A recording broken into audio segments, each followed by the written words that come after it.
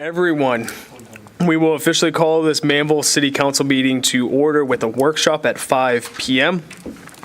Read off the workshop item. City Council will convene into executive session pursuant to Texas Government Code, Section 551.087. Deliberation regarding economic development negotiation and Texas Government Code Section 551.071, consultation with attorney to discuss the following. Discuss 380 agreement with BCS Capital Group. We will head into the executive session here at 5 p.m. Manager Dan, please have anyone that needs to join us, join us.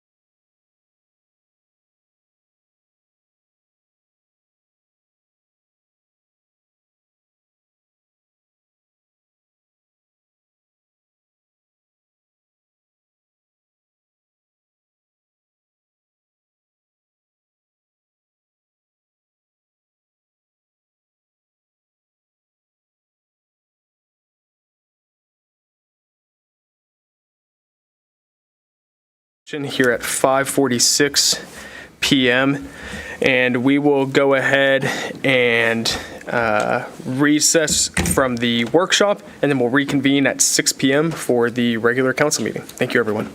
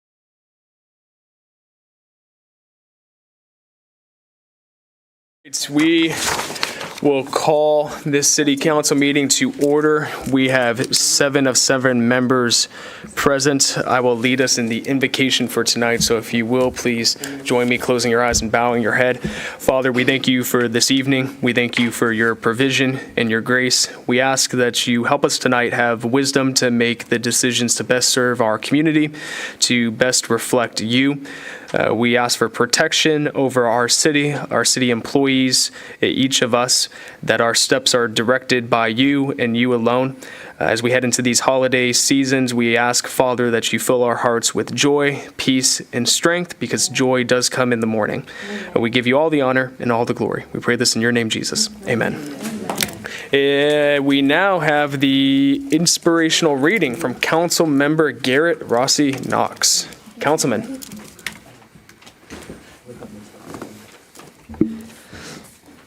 Okay, I'm going to read a little quote from Benjamin Franklin. Without continual growth and progress, such words as improvement, achievement, and success have no meaning. And so I kind of read this and thought of me as a leader and all of us up here.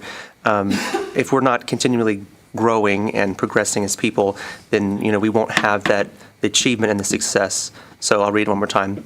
Without continual growth and progress, such words as improvement, achievement, and success have no meaning. Thank you, Councilman. If you can, please stand and join me in saying the pledges. First, to the U.S. flag, pledge allegiance to the flag of the United States of America and to the republic for which it stands, one nation, under God, indivisible, with liberty and justice for all. And to the Texas flag, honor the Texas flag. I pledge allegiance to thee, Texas, one state, under God, one and indivisible. Thank you, everyone. You can be seated. We next have items for our public hearing, but these are public hearings that we kept open at our last city council meeting as we were awaiting a recommendation from our PD&Z body on these items. So we will forego having a staff presentation on the items. Instead of reading them out to save some time here too, I'll just speak to what the subject of the public hearing is, and then we'll open it up to first call, second call, third call. If you wish to speak on the subject of the public hearing, please raise your hand. The first public hearing that we are continuing from our 11/3/2025 City Council meeting is regarding the annexation of 47.3156 acres of land. We'll do the first call for those wishing to speak on the subject of this public hearing. Second call.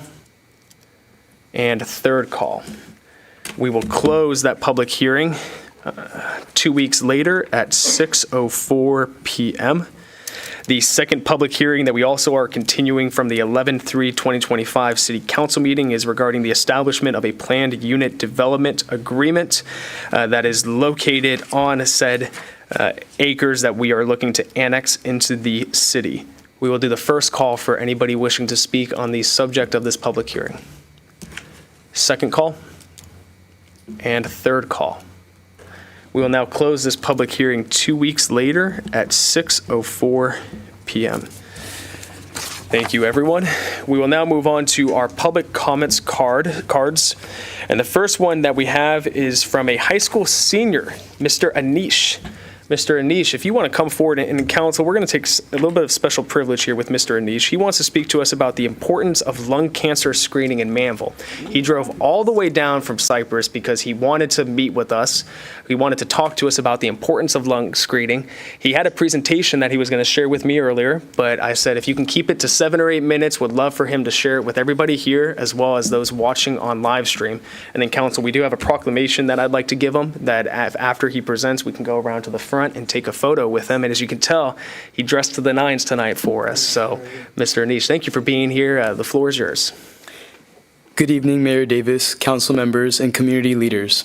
My name is Anish Senthil, and I'm here on behalf of the American Lung Cancer Screening Initiative, a national nonprofit dedicated to increasing awareness and access to life-saving lung cancer screening. Today, I'll share who we are, why lung cancer screening matters, and how Manvel can play a role in saving lives through early detection. Here's a quick overview of what I'll cover today. First, I'll introduce our organization, Then I'll explain what lung cancer screening is and why it's crucial. Next, I'll share some broader examples from other states and cities. And finally, I'll walk through the steps Manvel can take to increase screening and protect residents.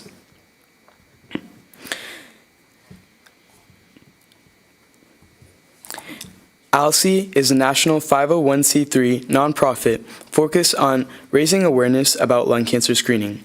We've held over 1,200 awareness events and have had more than 70,000 conversations about lung cancer screening across the country. Our organization brings together 700 volunteers, including students, physicians, survivors, and advocates, all united by the mission to save lives through early detection. We now have more than 130 chapters across the United States and Canada. Each chapter works with local hospitals, schools, and city governments to spread awareness and increase screening access. What we're doing here with Manvel aligns with this national movement. Over the years, ALSI has collaborated with many leaders across the country, mayors, governors, members of Congress, to help educate residents about screening.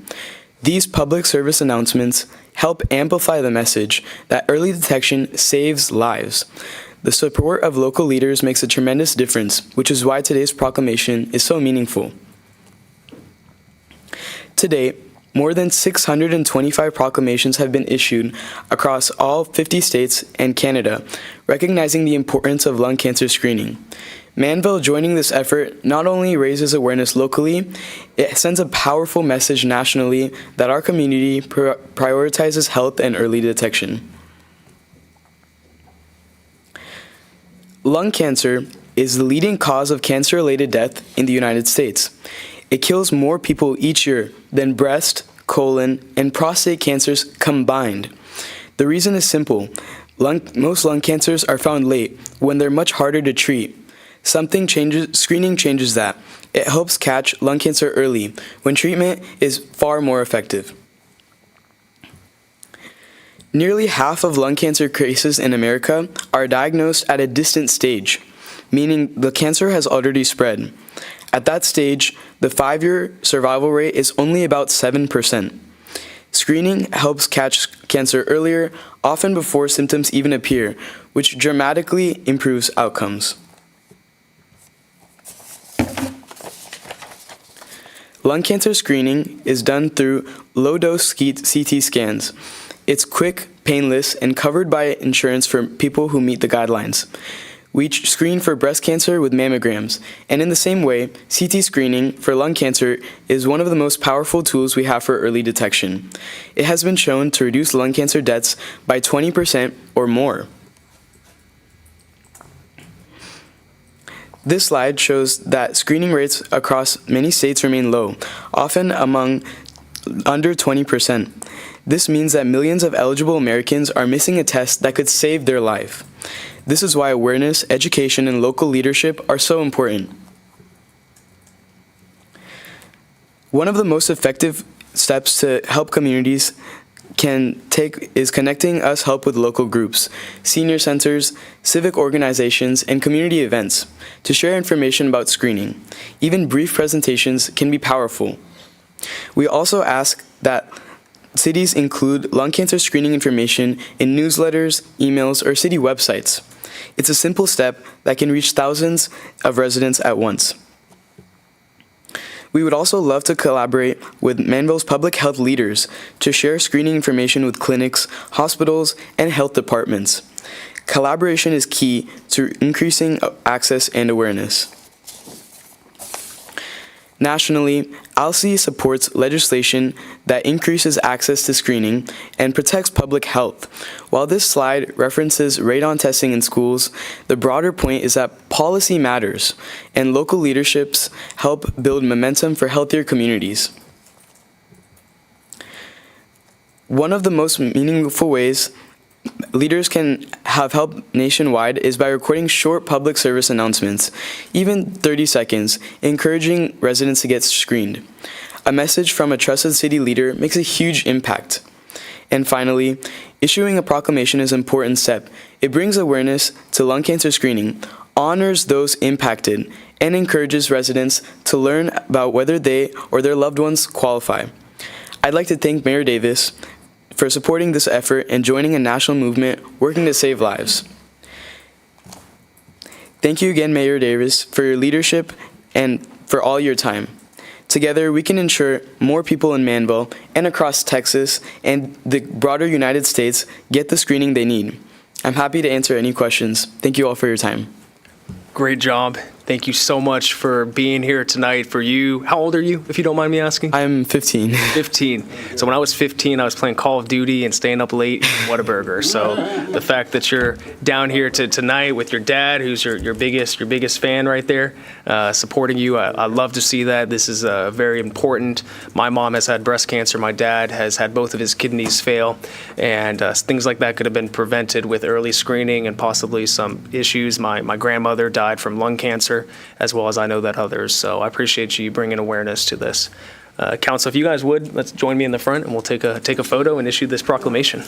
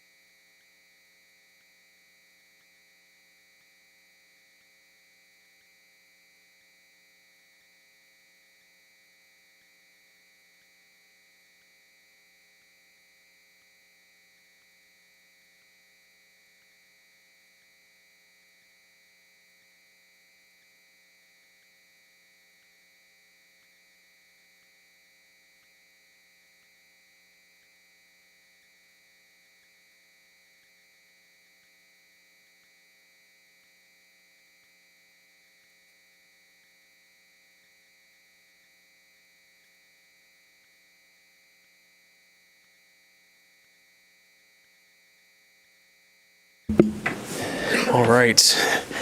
We have a few more people that have signed up to speak, and these are representatives from our police department. So when I call your name, I'll just ask you to come forward and state your name for the record, but I'm not going to ask you to state your address for privacy purposes. So first up we have is Cameron McLean. How you doing tonight, sir? Good. Good. I think you know the routine, but you have 3 minutes, and you have it on the monitors here for you. Yeah, as you said, just want to speak to y'all real quick about updated service credit through TMRS. So I am a member of the police department, but also a citizen of the city.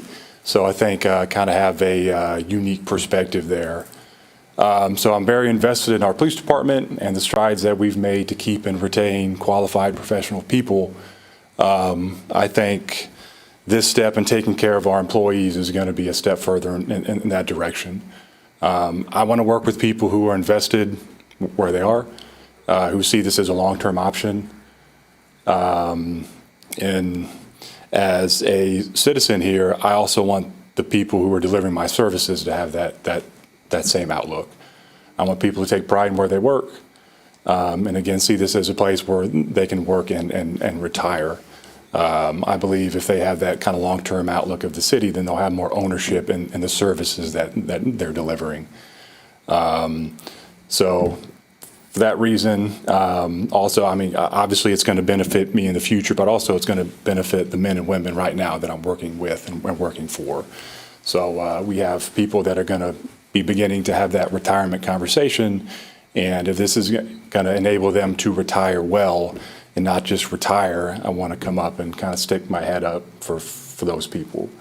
So often, at least in the police world, we retire, but we don't retire well. So it's kind of a well-known thing. So a little financial support can improve these guys and gals' outlook and that of their families also. I want y'all to strongly consider the updated service credit as a way to take care of your people and then in turn take care of the city. So yeah, those are my feelings. Thank you, sir. Appreciate you being here tonight. Thank you for calling Manvel home and for serving our community. Next, we have the one and only Miss Michelle Vela. Ms. Michelle, thank you for being here tonight. You have 3 minutes, and you don't have to state your address. Please state your name for us. Good evening, Council. Thank you for allowing me to speak before you this evening. I would like to address the Council in regard to the service credits. As you know, I'm Michelle Vella. I currently work with the Manvel Police Department as the executive assistant to the Chief of Police. I'm proudly served the City of Manvel for 16 years, beginning my career with the City of Manvel in 2009 as a full-time dispatcher, earning $10.76 an hour. Since that day, my commitment has never wavered. I've grown with the city, served our community through its toughest moments, and built a career I have always been proud of. My goal is to retire from the City of Manvel. It is not just a job for me, it's my home, my community, and my family in many ways. Without the reoccurring update service credits, the reality is when I become eligible to retire, I will face a difficult decision, either continue working to earn a livable retirement or retire on time but be forced to find a part-time job just to make ends meet. This isn't the future any dedicated employee hopes for, especially those of us who have given years of service to help this city grow. Updated service credits don't only recognize the work we've already done, they would protect the long-term stability of employees who have committed their careers to the city. Passing this measure would show the City of Manvel truly values its employees, past and present. It would ensure that people like me, who have spent 16 years building this community, can retire with dignity and not uncertainty. I love the City of Manvel, and I have given it my all for the past 16 years. I want to continue doing so, knowing that my dedication is supported both now and into retirement. I respectfully ask that you consider the long-lasting impact this vote will have on city employees who have chosen careers in public service and proudly serve the City of Manvel. Thank you. Thank you, Ms. Michelle. Next, we have Captain Chris Day. Chris, just state your name for the record for us, and the floor is yours. Thank you for being here tonight. Chris Day. Mayor, council members, my ears clogged, so it's bothering me right now. My name is Chris Day, and I have the honor of serving as the president of the Manvel Police Association. Thank you for giving me the opportunity to speak with you tonight about an issue that directly impacts the men and women who serve the city every day.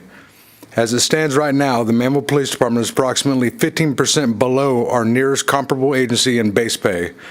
That gap alone makes it increasingly difficult to compete for qualified officers and to retain the dedicated employees we already have. But pay is only part of the issue. When we look further at benefits and incentives, bilingual pay, equipment allowance, shift differential pay, and FTO pay, Manvel is again behind every one of our neighboring cities. These benefits aren't bonuses. They are standard in law enforcement profession and are critical for attracting and keeping skilled officers. And I want to highlight one of the other points especially concerning. Out of all the comparable cities, Manvel is the only one that does not offer the TMRS updated service credit. This is a fundamental part of ensuring our employees can provide for their families in retirement. Without it, our officers and all city employees fall further behind with each passing year. We're asking City Council to pass the ordinance because failing to do so will widen the gap, not just between Manvel and other agencies, but between what our employees give to the city and what the city provides in return. We are proud to serve Manvel. We are committed to the community, but we also need the tools, support, and competitive compensation to reflect the level of service our citizens expect and deserve. Passing this ordinance is not just an operational decision. It's an investment in the safety, stability, and future of Manvel. On behalf of the Manvel Police Association, I respectfully urge you to take action now. Let's not allow our department or any of the other city employees to fall further behind. Thank you for consideration. Thank you, Captain.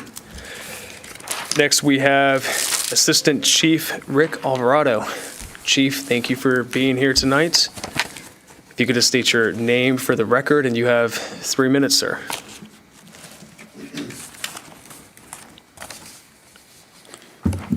Rick Alvarado, good evening, council members, mayor, community partners. Thank you for the opportunity to speak this evening. I'm Assistant Chief Rick Alvarado with the Manvel Police Department. I want to highlight the importance of adopting an updated service credit adjustment for our city employees' retirement system. Our employees across every department, police, public works, administration, and more, are the backbone of this community. These men and women dedicate years of service under demanding, high stress, and sometimes dangerous situations, ensuring that their retirement benefits stay fair, competitive, and reflective of their commitment is not just good policy. It is how we show Manvel values its people. Updating service credits help us stay competitive with surrounding cities, recruit and retain quality personnel, honor long-term service and dedication, strengthens the stability and professionalism of our workforce. When we invest in their future, we build strong services, a safer community. These adjustments are responsible, fiscally manageable, and aligned with the goals of a growing city. Most importantly, they send a clear message for our service matters, and Manvel takes care of its own. Thank you for your time and continued support. I respectfully ask for your approval of the updated service credit. Thank you, Chief. Appreciate you. Tammy, do we have any other submitted comments for tonight? No. All right, thank you. Thank you, everyone, for your comments. Next, we will move on to our city manager update. Manager Dan. Thank you, Mayor, Council. And Dan, could we maybe move the, yeah, I know, you're kind of hiding back there a little bit. Thank you, guys. I appreciate that. I'm sure you know I put those decorations out specifically. Good evening, Mayor and Council. Just a couple updates on some of our capital projects that we've got going on right now. 14 specifically that I'm going to mention to you. The first one is the comprehensive plan update and also the thoroughfare plan update. Both of those have been moving for quite some time now, and we're to the point where next meeting, December 1st, you should be getting the update from Kenny Keese, from our consultant. So I know there's a couple of things that y'all are really excited about seeing on that, and so the time is here. Next, the water and sewer impact fee study update and the roadway impact fee study. Both of those are moving forward as well. The CIAC has met once, and right now there's no action items due to council or to CIAC right now. The consultant is just working on those two studies. The roadway impact fee study depends somewhat on the major thoroughfare plan update. Because there's different regions. This, if you recall, this is a brand new study, and so there's going to be regions set up throughout the entire city, probably using 288 as one division, I guess. Everything to the west of 288 might be in one area. Everything south of Highway 6, everything north of Highway 6, those kind of things. So it won't be too much longer, but that'll probably be in the spring when we start seeing some draft information coming on those two studies. Next is the city center. So, as we've talked about, we're putting together an RFP for advertising for a public-private partnership for that project. It's a big one. All of the go-bys that we saw, all of the examples are for one building, one facility, and we're going to have 30 buildings out there or something. So it's a big elephant to chew. But Jeff Gerber and I have been working on that. What we're hoping to do is go out for advertising in December, and then probably give folks probably 2 months to put their submittals in. So that would be submittals in February, start interviewing those firms in March. And really the goal, quite frankly, is to select a firm while this council is still this council, because obviously in May, at least, some of the positions may change. We don't know. 3 of y'all are up, so it would be very nice to get us a decision made while we still have some momentum, hopefully to do that in April. Next is the water reclamation facility. I see Ray Words in the house right now. Thank you, Ray. So it looks like we're about 40% complete on that project, and things are going quite well out there. I think pretty soon we're getting to the point where we could do a little tour, right? Kind of a hard hat tour. If y'all are interested, just let me know and we'll set something up. Public Works building, that one's back on track. We gave the notice to proceed on September 15th. And what we're really trying to do is get those buildings dried in before the holidays. That's kind of the goal, because once the roof is on and, we can start putting windows and doors, then, there's plenty of sheetrock and electrical and all that kind of stuff to go inside the building. So that's what they're shooting for. If you drive by now, it's very obvious that they are working. Or if you work next door to them, that they're working very hard out there. Got people running around all over the place. The City Hall expansion, so we opened bids on November 6th, and we're in the process of evaluating those bids right now. We got 9 total bids. Still want to try and award that on December 1st, but it may be difficult because next week is Thanksgiving. So about 3 of those bids are very, very close to each other, not just the dollars, but the actual firms that put their proposals forward. So that one might get pushed back till the 1st of January after we have to give us enough time to review all the bids themselves. Heritage Park is part of that. If you recall, we did those as add alternates to that submittal. So those kind of go hand in hand. The roadway projects, that was the $10 million as we refer to it. So altogether, there are 33 roads that we're working on, and then 11 other supplemental items. So 44 total items. Right now, we just crossed over the halfway point. We're about 55% complete with all 44 of those projects. The Newport Lake turn signal, the next step for that is they're going to BDD 4, the drainage district, on December 2nd. So yes, we have to get drainage approval for a left turn signal. And I know it seems a little comical, even coming from your drainage guy, but that's what we got to do. So we're going to go through the same process that any other developer would go through. So that'll be the next step is December 2nd. Rodeo Drive, that turn signal, so those traffic counts have been complete. If you recall, we did a traffic study, Chief, whenever, I guess, 288 was really heavy under construction. So the traffic warrant seemed like the traffic study seemed like a signal was warranted, but it was kind of tough to tell because no traffic patterns were the norm whenever 288 was under such construction. So we've done a subsequent traffic study. The warrant is still met. The signal is still warranted is what I'm trying to say.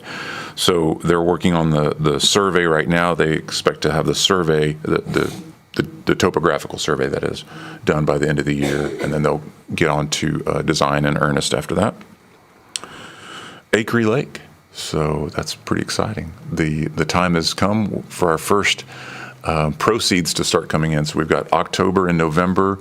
Our base rental was $5,000 a month, and then the first two days worth of trucks went out. I think they did 149 loads in 2 days. So that's all we have so far. But again, they just got started. And if you've driven by on Jordan, they've put a lot of money into the gate and an asphalt road so that they're not tracking mud and everything out on the Jordan. So. Sprints, they're getting after it for sure. And then number 14 was the Croy Park parking lot, which obviously, for those of us that went to Manvel Fall Music Fest, we know that parking lot was complete. I was out there again today, just checking it out, and looks like it's holding up well. So, that's for capital projects. One other quick reminder, Mayor, before I turn it back over, planning session reminder this Wednesday afternoon. So the first day is the governance portion. So that'll be council, city attorney, city manager, city secretary. And so we'll talk about governance with Mr. Cox. It actually starts at 1. We'll go till 5, but we will have lunch, I guess, at noon. So if you want to come early, you're welcome to do that, of course. And then the next morning, that's when we'll bring in all the directors, and we'll start up pretty early. We'll start at 8 Thursday morning and go till noon, and then we'll finish with lunch. So we'll start with lunch and end with lunch. 2 days. So that's this week. Awesome. Thank you, Dan. Council will next move on to the consent agenda. Considering we only have one item on the consent agenda, do I have a motion for the consent agenda? We have a motion to accept from Councilman Bonner. Do I have a second? Second. We have a second from Councilwoman Sarmiento. All those in favor? All those opposed? Motion passes unanimously 7-0. We have no items removed from the consent agenda, so we'll move on to regular agenda item number 1, consideration and possible action to approve a subdivision variance and authorize the mayor to execute the development agreement. Joes, if you want to give us an overview, we do have somebody here on behalf of the applicant that can speak to any questions or comments that we may have. Joes? Mayor and Council, this is a subdivision variance request for a proposed master plan residential development called Primrose. A master plan was approved previously, and the applicant had considered a potential right-of-way abandonment before final plats could be approved. Now, if you look at the master plan included in the packet, you can see that the development, you can say that it's divided into two halves by an existing 40-foot right-of-way. That also somewhat aligns with the alignment of Kirby Drive in that area that our current major thoroughfare plan includes. So since the approval of the previous master plan, the applicant tried to abandon the 40-foot right-of-way, but they've run into some difficulties and delays on that. So now what they're doing is they're proposing to amend the master plan so that they dedicate the required 10-foot right-of-way along the existing 40-foot right-of-way, and as part of that dedication, it is shrinking the width of their development, so they're requesting a variance for the north-south street sections from 60-foot wide right-of-way to 50-foot wide right-of-way. This is similar to one of the situations in the past where we had another master plan development consider 50-foot wide right-of-way, and where we had clarified that even though the right-of-way is reduced, the street is going to be the same width. So there are two requests included here in terms of the variance. One is to allow for the dedication, but allow escrowing fund for the existing right-of-way, street, and sidewalk construction instead of constructing it as part of this project. And number two, the reduced right-of-way width for the two north-south street within Section 1 and Section 2.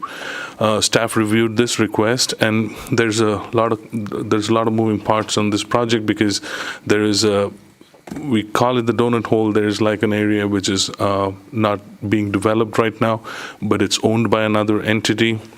And then we are currently considering a major thoroughfare plan update where it makes sense to realign Kirby slightly so that it tracks the existing right-of-way to achieve better configuration in terms of development and layout of the land, because currently the Kirby Drive alignment bisects the land which is within this development into two, and which may not be like the most optimum way to lay that property out. So with all those unique circumstances included, and the report and the data sheet also details a little more information in there, staff recommended to the Planning Development and Zoning Commission to forward a positive recommendation with conditions, and the data sheet includes the conditions listed. We're recommending, it's similar to the other variance applications that we've considered recently. We are recommending approval with 4 conditions. One, that the funds be escrowed for construction and the amount be approved by the city engineer. The fund shall be escrowed prior to submittal of a final plat. The second condition being the master plan amendment for Primrose shall include a note indicating the variance approval and escrow arrangement. The third condition being that the approval is contingent upon formal approval by Brazoria County Commissioner's Court for the proposed variance, or a letter of no objection from the county engineer's office. And finally, that the master plan shall not be amended in the future to include non-residential use along the existing 40-foot wide right-of-way / future Kirby Drive. So this whole development is in the ETJ. That's why the condition pertaining to Brazoria County, staff has had some conversations with county staff, and they would be involved in plan review and approval as well.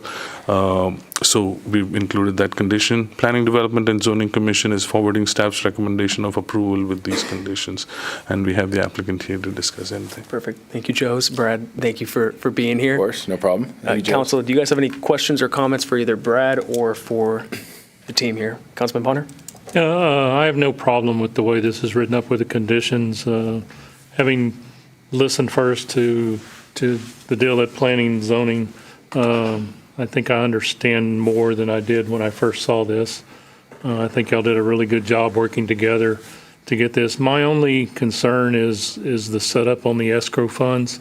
I think we've reached a point to where we can't pick a figure based on today's numbers. We need to look at something like a 5% increase over a span of whatever years, and come up with a figure then that takes into account what this may cost 5 years, 10 years down the line.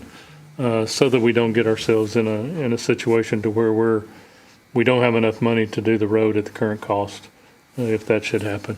So that's my only suggestion, is that that be taken into account, and that we move forward with everything that comes up like this on these escrow funds to look ahead.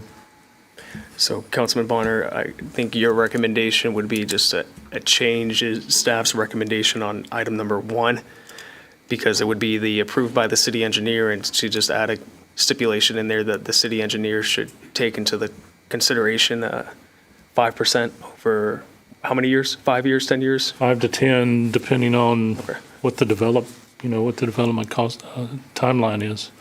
I'm not really sure exactly what that was, so, but I think 5% would cover the growing cost every year. Okay. Our city manager moonlights as our city engineer still, so Manager Dan, any thoughts on that? And then Brad, would love for you to weigh in there too.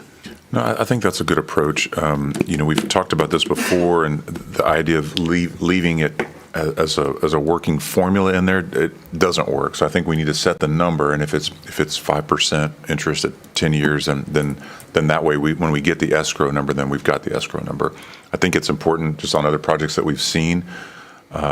You never know what the future holds, and you never know what LLC is no longer in business, or LLP, or whatever else. So if we don't have cash in hand, then there's no guarantee. So it's a benefit to the developer, because it's a little tricky for them to go out and build it, and it's not appropriate to build a 1-lane road a lot of times. So this is what, the 4th one or something we've had probably this month, it seems like. But they all do have their little nuances. But if staff is in the position where escrow makes sense, then I love the idea, and I think we're going to talk about it later, a kind of a sidewalk and street escrow process, I guess. What did we call it? A policy, yeah. So I think that makes great sense, Mayor. Thank you, Manager Dan. Yeah, no, I'm fine with that. We're fine with that. I mean, we understand staff, Manvel City staff has got it under control, and we will leave it in their hands to set that number. So, and we're fine with the other conditions as well. All right, easy peasy. Council, any other comments and/or questions? All right, Councilman Bonner, can you make a motion for us? I'd like to make a motion to approve with the 4 conditions, and number 1 condition having the amendment to it as spoken. I would second that motion. All those in favor? All those approved, or all those in favor? 7-0, motion approved. We'll go. Thank you very much. Sorry, guys, it's been a long day. Hey, we got it there, little brain frog. Thank you, Brad, appreciate you. Thank you, Councilman Bonner, for bringing forward that idea. Next, we have agenda item number 2, consideration possible action to approve the Primrose Master Plan Amendment as recommended by the Planning, Development, and Zoning Commission. Joes? This is associated with the variance process. For the amendment to go through, we had to have the variance be approved, and we are recommending approval with conditions, and the conditions are minor. As you can see in the report, it pertains to making sure that there's reference to the approval of the variance arrangement and some other minor changes. PD&Z is recommending forwarding staff's recommendation as well, with the conditions included in the report. Thank you, Joes. Any comments or questions from council? I just had one more thing to mention. Yes. So the master plan, this particular one, was approved as a resolution by the city council. So when all the conditions are met and all comments are addressed, we'll bring back a resolution for this master plan. Okay, perfect. Council, comments, questions? Mayor Pro Tem? Just to clarify, so this rectangular piece of land in the center is owned by somebody else? That is correct. That is correct. Okay. And so readjusting this road, making it more straight, which obviously is the better thing to do, shouldn't have any bearing or whatever on the current landowners. I mean, Yeah, we had communication with them about this change, and they did not express any concerns at this point. Right. And in fact, I mean, at one point, the alignment was straight, and then at one of the amendments, one of the update on the major thoroughfare plan, it was changed based on some of the development discussions happening at that point. But now things again look like it makes more sense to keep it aligned with the existing right-of-way. And it's been communicated, they did not express any concerns. thanks, Jose. Thank you, Mayor Pro Tem. Do I have a motion for this agenda item? I'll make a motion to approve. We have a motion to approve from Councilwoman Sarmiento. Do I have a second? We have a second from Councilwoman Roby With Robinson. conditions. With condition? Conditions. With conditions. All those in favor? All those opposed? Motion passes unanimously, 7-0. Thank you, Joes. Moving on to agenda item number 3. This is consideration and possible action to approve the first of 2 readings of ordinance 2025-0-34. Joes, looks like it's a night full for you, sir. So this would be the annexation piece of the item that we had on our executive session. This is a proposed annexation of an approximate, I believe, 47-acre tract into the city limits. And it's got 3 pieces, and you have 2 pieces of it being considered tonight, one being the annexation itself, and second being assignment of a zoning designation for the property, which is the next item. As part of the annexation, all the requirements of the legislative statute has been met, and staff is recommending that this item, as well as the PUD item, which would be next, be considered in conjunction. There is an additional aspect of this request, which is like a potential 380 agreement, which is in consideration. So the recommendation would be that all these items be considered at the same time. Since the PUD has 2 readings that are needed, at the second reading, possibly all of these items be considered. And I would see if Bobby has any additional input on this item. No, annexations are very formal, so we will need to read the ordinance caption for the number 3. And like you said, the applicant would like to have 3 and 4 be considered at the same time in the same motion. This will approve the first reading of both of these ordinances, the annexation and the PUD. The second reading will happen, I guess, arguably at the next meeting, along with the 380, which takes just 1 reading. Okay, thank you, Bobby. So you need me to read off all these words now? Yes, you didn't have to for the public hearing, but for the actual ordinance. Okay. All right, I'll read it off, and then we'll see if council has any comments or questions, and then we'll pair this into agenda item number 4. So this is an ordinance to annex certain territory being approximate 47.3156 acres of land proposed for annexation into the city of Manvel city limits and subsequent development as a retail center located northwest corner of State Highway 6 and Kirby Drive intersection containing 34.2791 acre tract of land and then a 11.3999 acre tract separated by a 40-foot right-of-way. Unimproved right-of-way situated in HD&B Railroad Company, Survey Section 71, Abstract Number 291, Brazoria County, Texas, and a 1.6366 acre tract being a portion of Lot 29 of Immigration Land Company subdivision of Iowa Colony, HD&B Railroad Company, Survey Number 71, also referred to as the Immigration Land Company subdivision of Section 71, HT&BRR Company Survey, Abstract 291, Brazoria County, Texas. Action postponed at 11/3/2025 City Council meeting. Council, any comments and/or questions regarding this agenda item? All right. Hearing none, we will I'll read number 4. Joe's, will turn it over to you to present. Then I believe the applicant will have a small presentation here for us, and then we will open it up to questions or comments from council. Bobby, do I have to read all of number 4 too, or just? Yes, Mayor. So the public hearings are fine, but under the charter, all ordinances have to. You're ruining my night, Bobby. Okay, I'm playing. I'm kidding.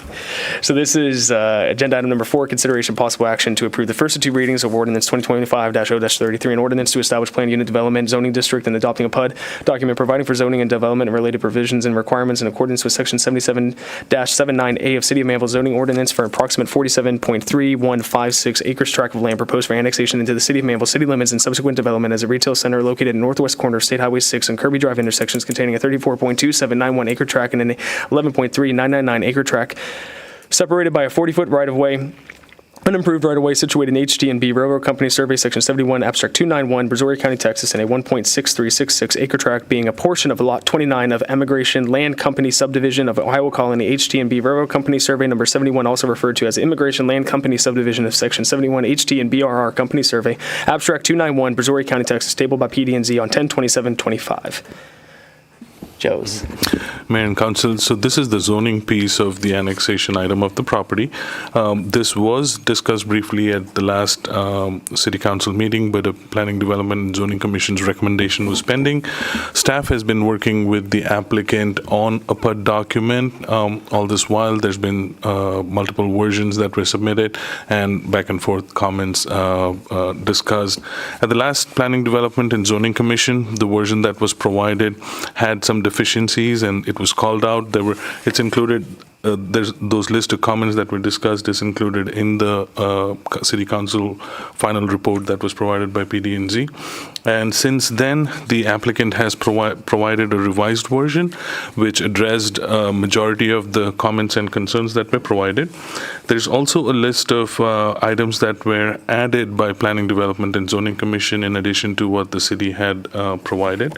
And at the meeting, the Planning Development and Zoning Commission voted to forward a recommendation of approval of the ordinance with the condition that those items were addressed. And the version that's included in the packet, there's a red line and and a clean version. The red line is a red line to their previous version of the document, and staff has reviewed it. The document addresses a majority of the items that were discussed at the Planning Development and Zoning Commission meeting. There are some items which still needs to be addressed or clarified, and I can go over some of the major items, and there are some minor items also that needs to be addressed.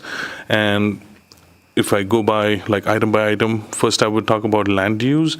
Some of the significant concerns that were expressed by the Council and Planning Development and Zoning Commission was addressed, like car wash and convenience store, fuel station with convenience store was included in the non-permitted use type.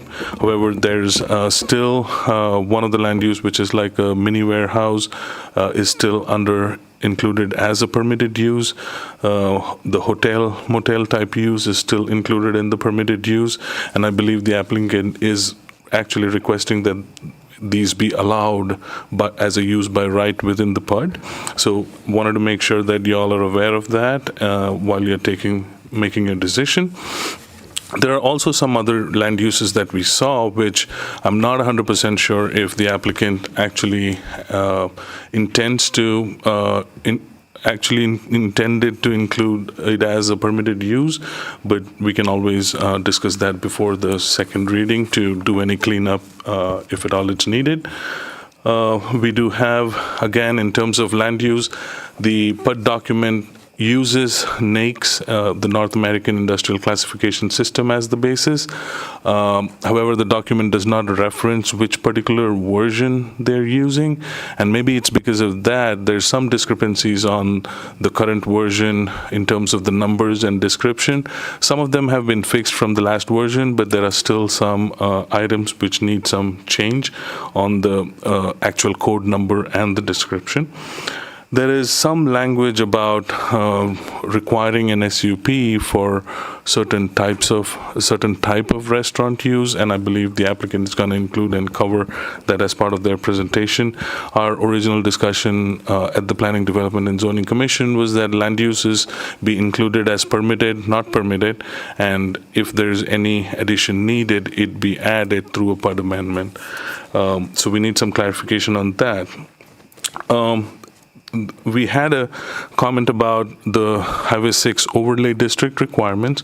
The revised version clarifies some of those things, and I want the council to be aware that the Highway 6 overlay district that the city has requires 90% masonry and 10% non-masonry.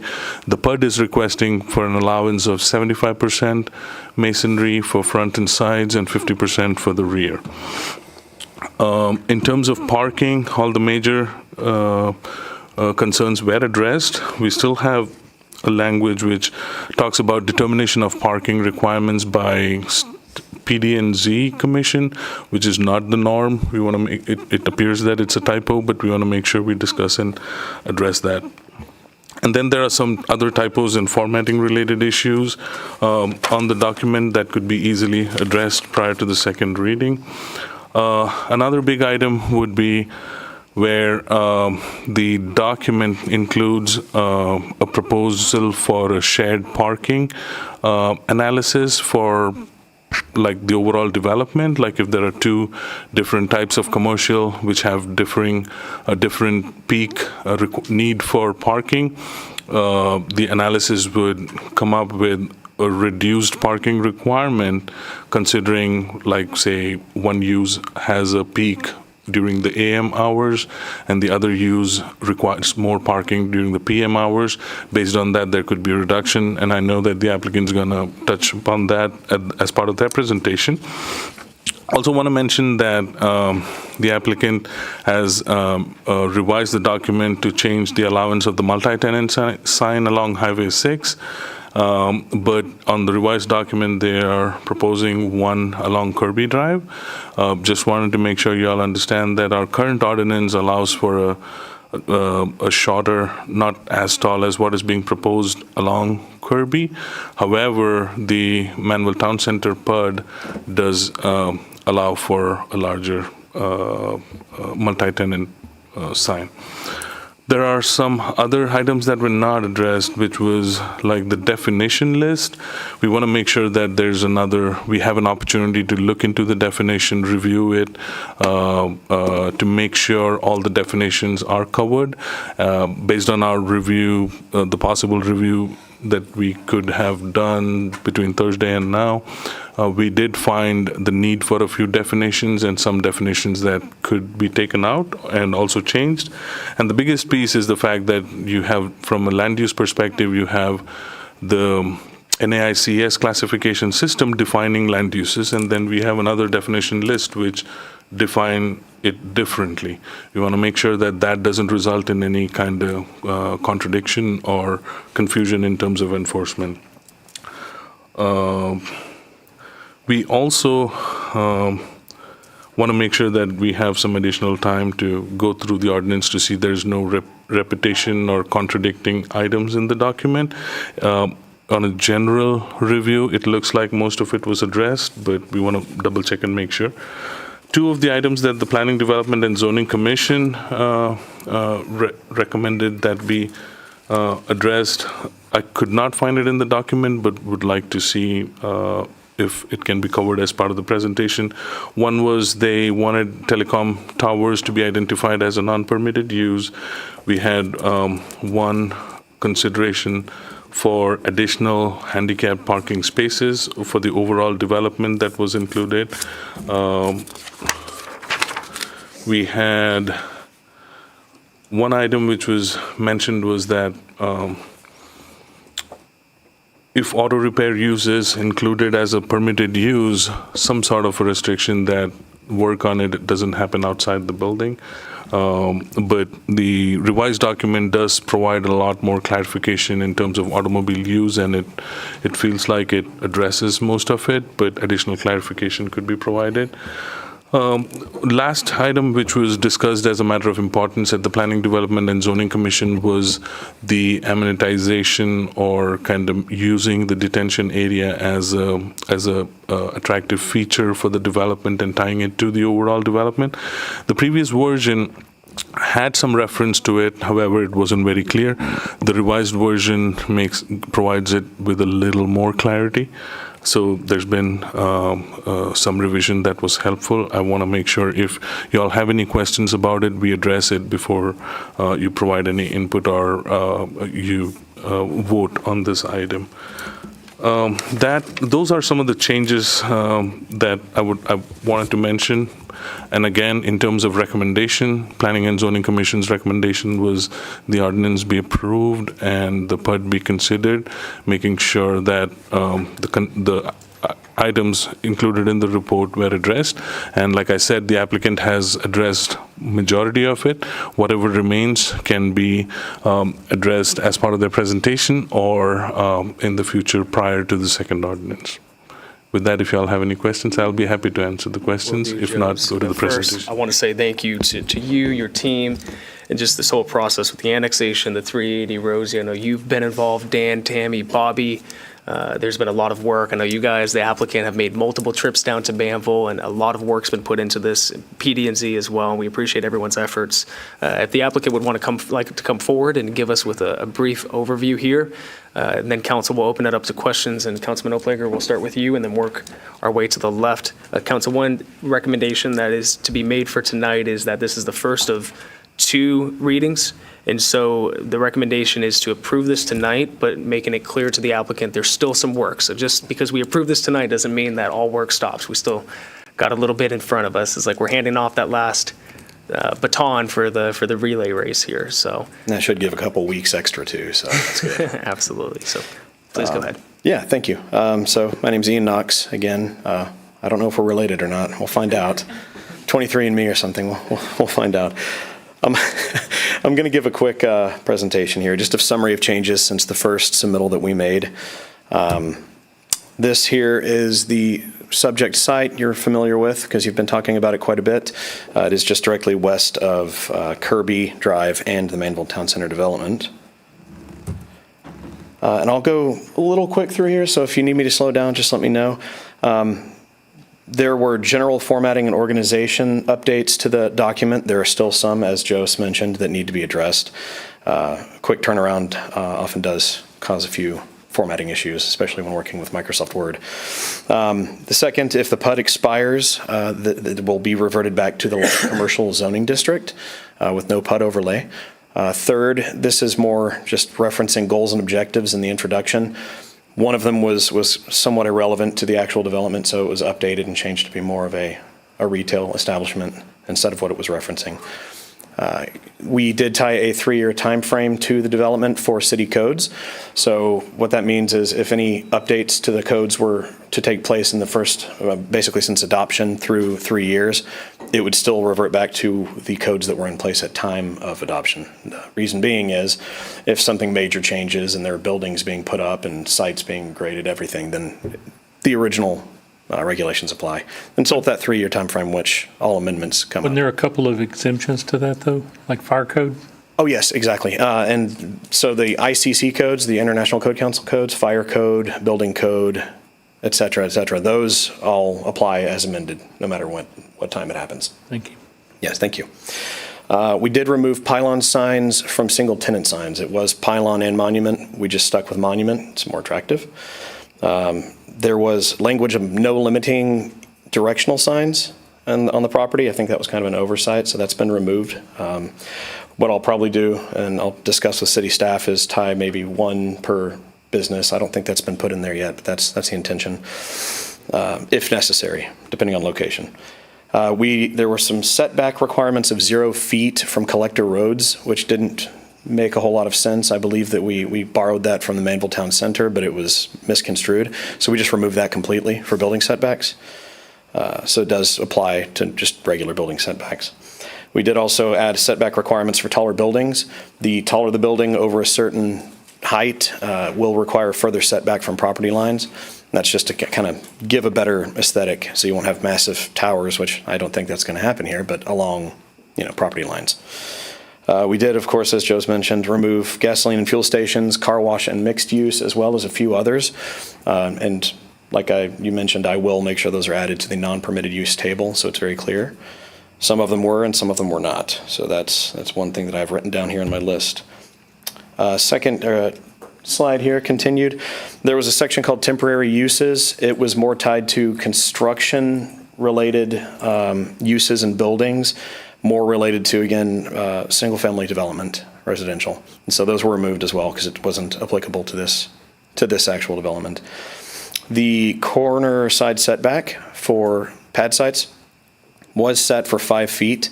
I believe that's how it is in Manvel's ordinances, but we increased that to 10 for safety purposes. Limited outdoor storage to home improvement and large retail, and not just every use that's out there. There was a section called clearing and grading as well that allowed the developer to potentially grade and clear the site at the time of plat approval. That was removed. It's going to just continue with permitting like usual. Changed the multi-tenant sign locations. Joe's mentioned this as well. We originally had 3 multi-tenant signs along Highway 6. That seemed excessive, so now it is 2 along Highway 6.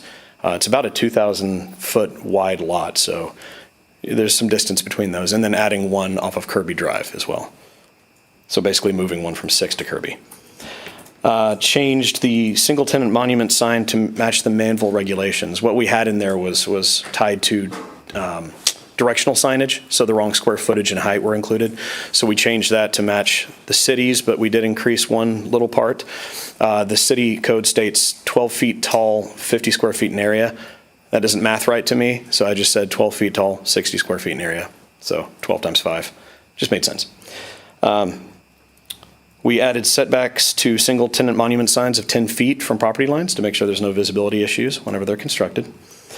Reduced the wall sign size from 25% of the wall to 15, as well as added extra regulations for further back buildings, so there's visibility from, and that's of the facade, by the way, 25 to 15 of the facade.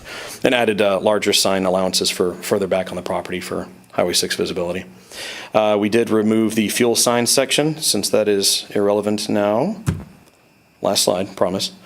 Second to last. There was a temporary detention reference in there, and it was more an error because it's not necessarily temporary. We changed that to mention the off-site potential that is also mentioned in the city code. So there's nothing in there about temporary detention anymore. I did confirm the NAICS uses, but I will look again because it sounds like you found some. We can talk after the meeting, just to make sure that that lines up with the use requirements, all the numbers. It's like a six-digit code that ties to a use, and so we'll make sure that those are squared away. Added additional use requirements. That's what Jose was mentioning, and I'll let Ryan explain a little more from BCS when he gets up here to discuss with you guys. The distance requirements for certain uses, limitation on certain number of uses, et cetera. Again, I'll allow Ryan to kind of go into that. We did clean up the masonry requirements. It was a little messy. It made sense if you were mentally unstable. And so I've managed to clean that up. Thank you, Jose.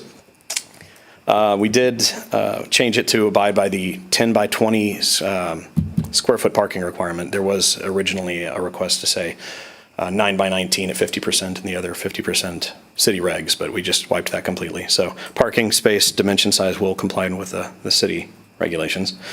And like Joe said as well, we reduced the size of multi-tenant signs from 50 feet to 40. That matches Manvel Town Center to the east. Added some fence standards, which basically just reference the city code for any kind of fences that come in. It'll have to meet city regulations. And going back to what Jose was mentioning about the shared parking calculator, I had put one in there for smart code, which worked, but it did also reference residential, and there is no residential in this development. I want to make that pretty clear. So today, and I emailed it over to Jose as well, I created a table that says, say for instance, an example, say a church has nothing late at night or evening, whereas a restaurant would be mostly busier at that time. It allows for a percentage reduction that's roughly between 20 and 30% for certain times of day to just reduce the need for extra parking and extra paving. It's not necessary, but it's something that we've seen used in many cities that I've actually worked with, and it gives some flexibility for owners. Say a business has a really busy season, and they said, wow, we didn't expect this. We should have provided more parking. They can work with a neighboring property owner, have a document signed up and get given to the city to allow them to use their parking when they're not at peak times. So it's kind of a new, not that new, it's been around a while, but it's not seen everywhere. It's just an idea that we put in there. So that actually concludes my presentation. So do you have any questions? I'm sure we've got some questions. Okay, Thank you, Ian. We'll start with Councilman Oplager, then we'll go Mayor Pro Tem. All right, so thank you. So first, I want to thank Jose and the staff for their effort in reviewing this. So you can step up. You don't have to stand in the background. So, but I was just, I want to thank them for their effort of reading this. With any document like this, the devil's in the detail. That's right. Right, and it got to us late, right, last week, and here we are today talking about it. So I think as we move forward with this is, throw caution, not to throw it over the fence at us, right? Because what I mentioned to you guys, our staff we're small, right? And things like that can easily be missed, right, with a word or two in changes, and that's something that we really don't want to do. And I think more to my colleagues, right, the other day when we met, and I think I appreciate what you guys did, is that, instead of sending emails back and forth, get in the car and drive down here and sit here, because sometimes meetings like this are more productive face-to-face versus over the email. So that's appreciated. And I think, and I hope that you guys listen to our my peers over here when they said, that we want family stuff, right? Or not just a Home Depot with paper floating around, right? We're Manvel, right? And we can be hard to deal with, but that's because we believe in ourselves and we believe we have a quality community and we want a quality build out, right? So that's, what we're asking you guys to do, right? So that's, and then the parking. So let me get to the parking. I want to make sure that, because that's one of the unique things about Manvel. We do have the little bit bigger parking space, and that's much appreciated when you go to the store and open your car door and you're not hitting the guy's car next to you. So that's, appreciate you making the changes. So, but in the combined parking thing, right, I just want to kind of make sure. So I don't know if you've ever visited the Walmart in Pearland, where it's a really small parking lot. That's not kind of what we're talking about, are we? To where just the park, you have all your ADA parking right there in front is just small, and everybody's way out in the back.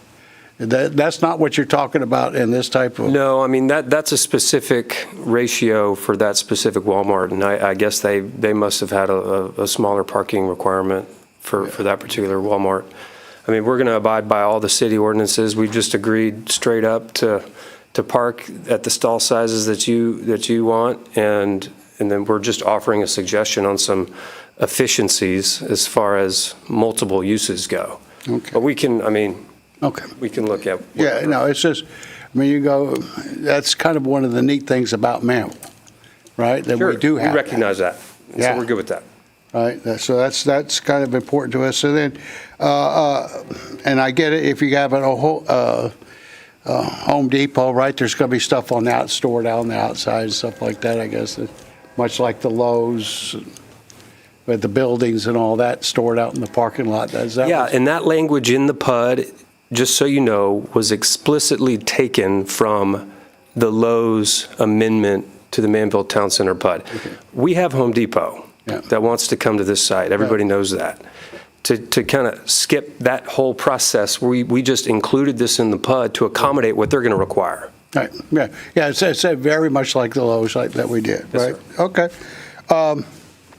And then Joe's the building materials, the brick and stuff. That's not an issue with us. They're meeting our design criteria and all that? So it's not exactly what our overlay district requires, which is like a 90% masonry, 10% non-masonry. They're proposing 75% for the front and side masonry, and then 50% masonry on the rear. So it's slightly different what they're proposing. But it works for our design criteria and all that? It's not exactly what we have. It's lower in terms of ratio. So we can look at it. And the property has the overlay district that applies to them currently for a larger portion of their property will be within the overlay district. And like everywhere along Highway 6, all the commercial properties comply with the 90%, 10% ratio. Now, this, if it is approved as they're proposing, would be slightly different from what is required off of the current requirement of the district. If I may, just because I think it's important to recognize the overlay district really, it applies to single building uses. If one particular site were to be developed, I understand the masonry requirement for that. We're not really opposed to having more masonry. The reality is that this is a mixed-use development. We've researched and we've developed these types of buildings, and there's some synergy of having some aesthetic changes on the panels. There's new materials being developed that are more economically eco-friendly, that work well. We're talking about 25% of the facade to incorporate some different exterior, changes that can use different materials. So it's kind of conforming to creating a creative development where there's not just a bunch of brick wall on the front of every building, because that's a possibility, you know? So we're kind of open to that too. I mean, we plan to, again, bring the best in class, and the best in class have their own design requirements too, and they're gonna have, you know. And just to add to what Ryan was saying, so my response was like, with respect to our overlay district, it is not exactly the same. There's a difference. But the PUD that was approved for the Manvel Town Center looks at a similar ratio of 75% and 25%. And just so you know, the 27 comments, and I mentioned this to Mayor Dan, the 27 comments that PD and Z referenced and Jose referenced, I went through each and every one of them. And I did the best I could to find the definitions that you're talking about, the NACIS numbers. I mean, just so you know, all intentions are to meet and have accepted every single condition. Now, to me, it seems like this PUD is just, it just needs to be cleaned up, and it's really administrative. But I'll address any other questions that you have, because I know there are some. So I just wanted to make that clear, that the effort's being made, and I'm happy to send this to you. Thank you. All right, thank you, Councilman Oplager. Mayor Pro Tem Lance. Thank y'all. Y'all have done a great job, and Thanks. I appreciate it. Y'all's putting up with this. So on the facade of the buildings, I would like to just make a comment, observation. I know our new little shopping strip that's going in there in front of Twin Lakes. They have that wood, I don't know if that's faux wood or whatever up there, but and they have that down also in Sugar Land along Highway 6. That same, I don't know if it's the same the builder or whatever, but that really looks good. I mean, I like that, and I'm not. You probably don't know what exactly I'm talking about, but it's really a good sharp look, and I think that something like that would really add to the looks of the development. The other gentleman, he made a comment that kind of caught my ear a little bit. The very last comment he made about the shared parking agreement, did I hear that right? Between business owners? Yeah, that's correct. So it would have to, obviously you can't just use another business as parking without their permission. So how it's typically done is two property owners will say, or business owners will sign an agreement that allows one to use after-hour parking or before-hour parking. Okay. So what if you have a business owner that doesn't want to agree with the other business owner? Then it just doesn't happen. Okay. Yeah. So it does require that and I made that change in the document that you'll see in a couple weeks as well. So.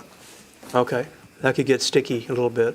It could. I mean, okay. If it's their property and they say they don't want somebody using their parking, then they just don't. So. And I'm assuming that before our next council meeting, we'll have a new final version, red line version. That is what I'm hoping, because like the version I have is not exactly how Ian just mentioned. The current version we have doesn't talk about two business owners having to sign an agreement, but they do talk about the shared parking analysis, which I mentioned. And the shared parking analysis, in principle, it works, it's good, but it varies from context to certain situations. It'll give you great results. Certain other situations, it doesn't give you great results.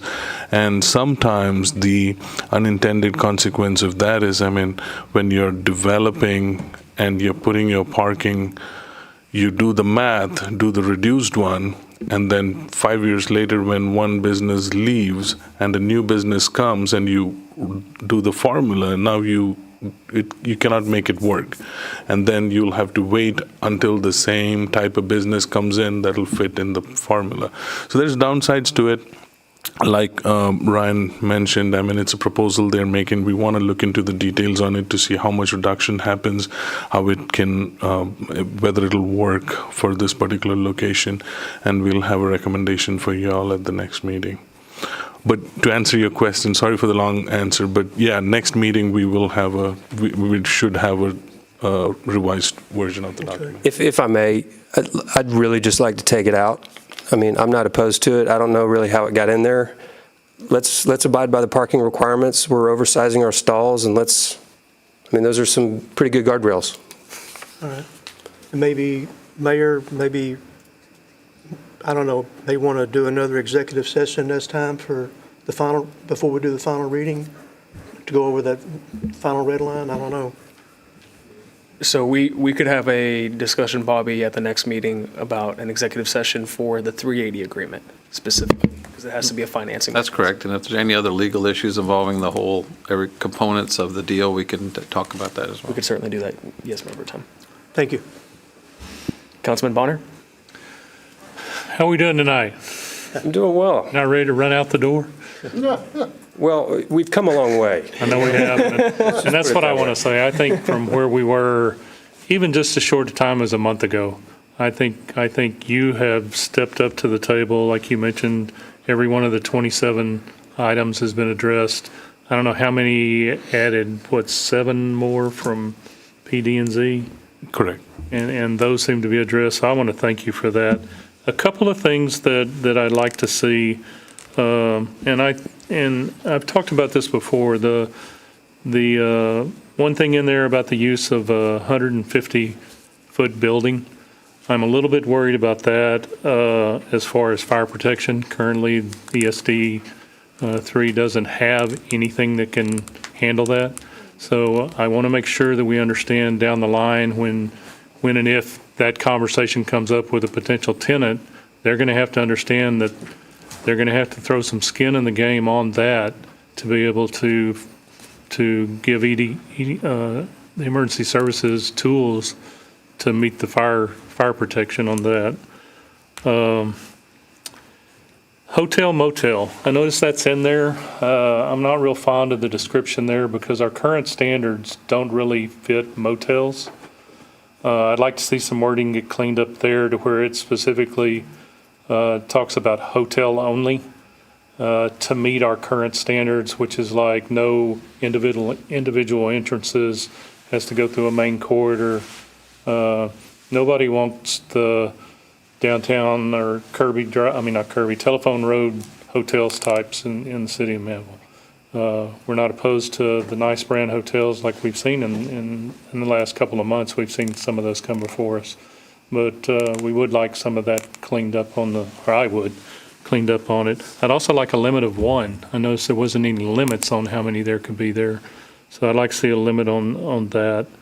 I noticed many warehouses are in there. I'm not real fond of those.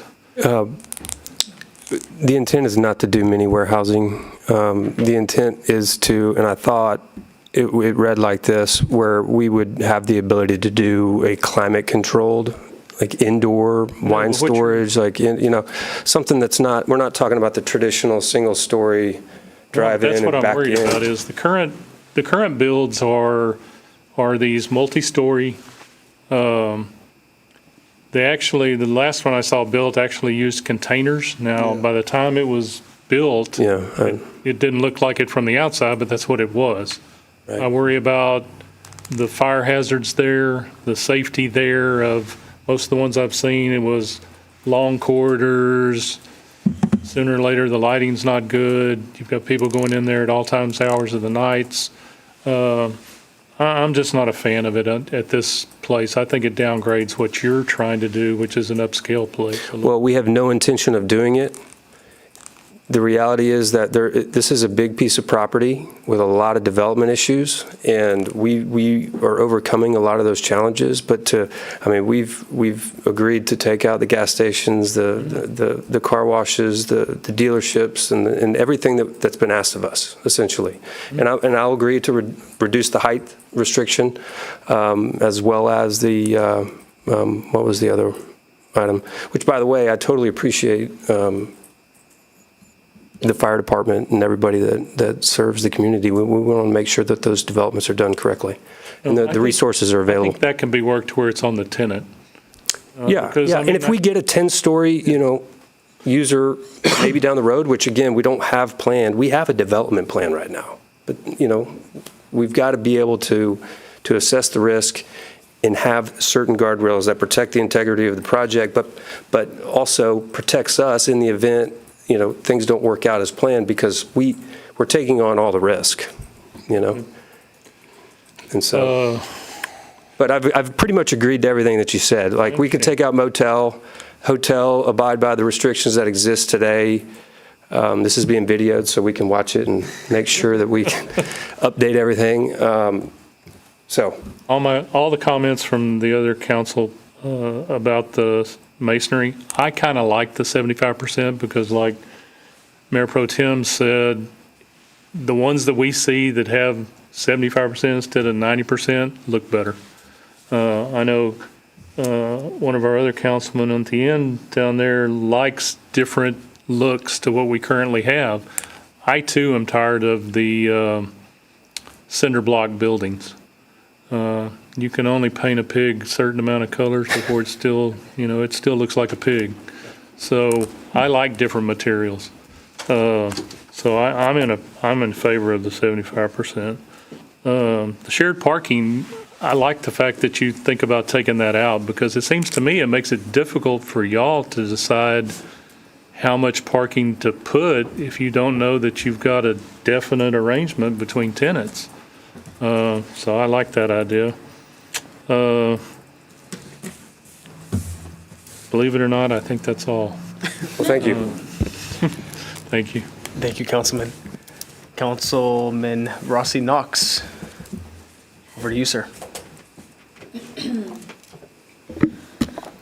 So to echo, I definitely have talked about this before. I feel like as Americans, we do the cheapest, the fastest. We want to get it done, and that's great. But I want us to have some diversity. I want some buildings that have some wood and some metal and some different roof shapes. And so I definitely support the 75%. Let's throw some wood in there. So you mentioned it, and excellent idea. The hotels, no. I mean, the motels, excuse me, no. But you agreed to that. And then limiting it to one. Sorry to interrupt. Yeah. And then I think there was a mention of some beautification of like the detention ponds. Is that correct? Yes. Can you tell us about that? Sure, and it's been mentioned, and I agree. We've agreed to formulate a plan to beautify the detention facilities, the drainage systems, with trails and some amenities that are feasible. The reality is that we don't know exactly how these detention ponds are going to be laid out.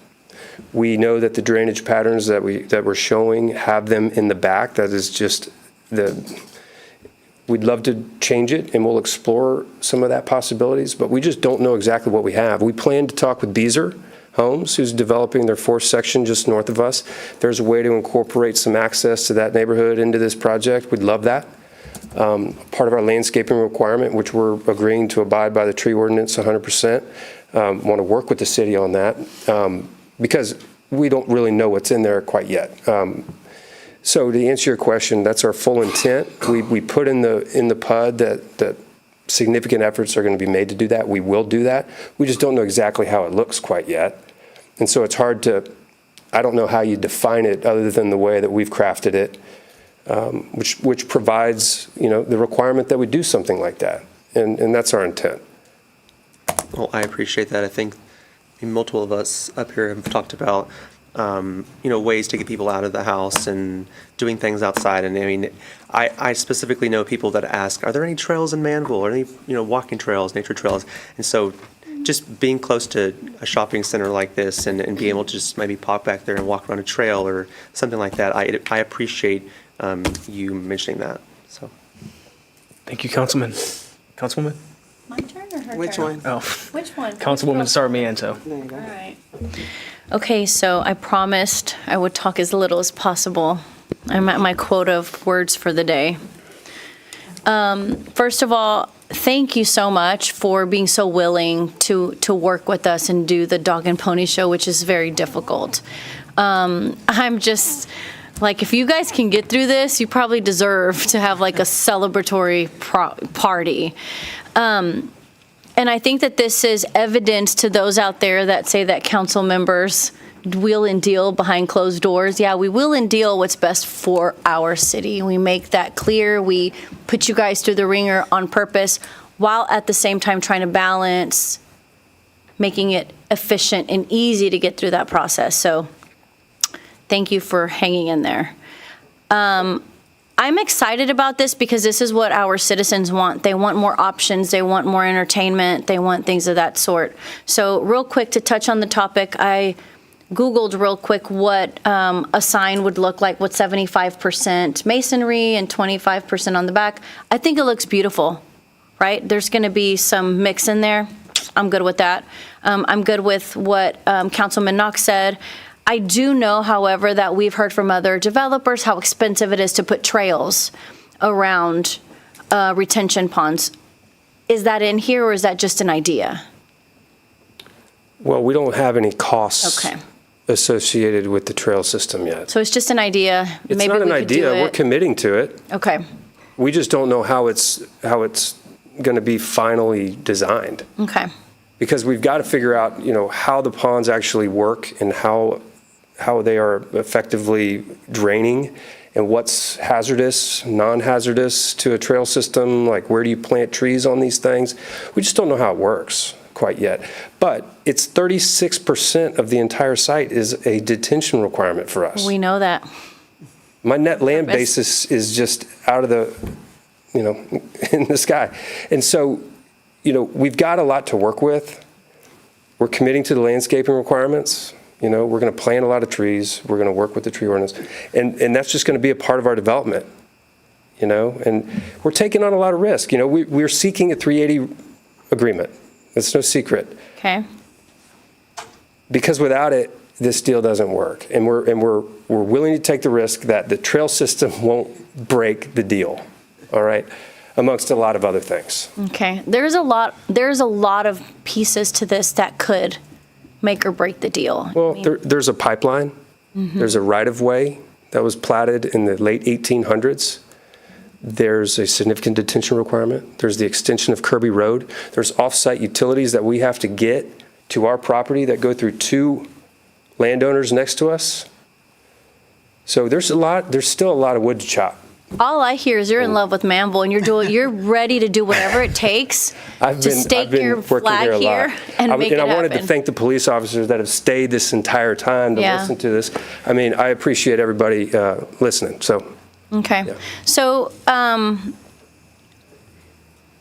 part of the things that we are unanimously against is motel. So I struggle with that word. I know you'll take it out, you'll do whatever. We do need some hotels in the area that are nice, upper scale, and that's the perfect location for it. Absolutely perfect. I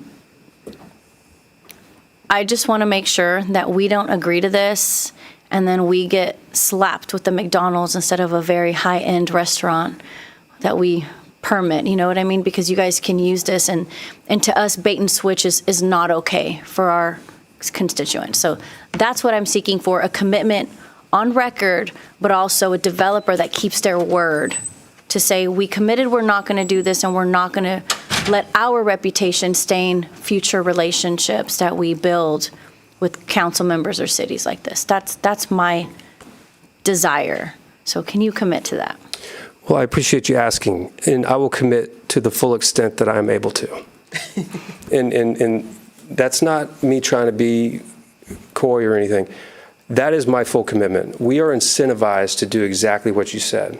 We've put some parameters on which restaurants can actually go here. Nobody that has an existing location within 2 miles can come here. McDonald's just landed. They're not coming here. We've shown you a list of the users that we're working with. Mm-hmm. We are incentivized to bring the highest sales tax generating users to the site. If we don't, we talked about some pitfalls that are in my court. If we don't get reimbursed. And so there's guardrails. That's the intent of that document. And that's the way I feel about it. And putting a lot on the line to seek and make that happen. So yes, I mean, I'll put my name on it that I will make every effort to deliver the way that you want it delivered. But we are subject to market conditions, okay? And that's the risk that we all are taking here, is we don't know what's going to happen in the next 12 to 36 months. And when we take on investments like this, that's a risk.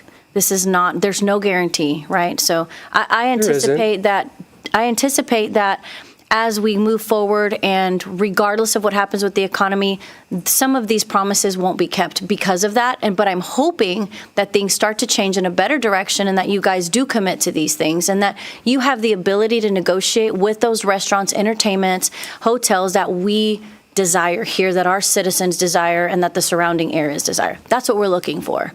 And so I'm trusting what you're saying now, and intention is one thing, but like I've said before, intention is one thing, but action's another, right? So I totally understand. And if there was another better way of communicating it to you, I would tell you that. But Yeah. I think I've been as forthcoming and open you have to understand our as excuse me. You have to understand our hesitation, right? Well, I know you've been burned before.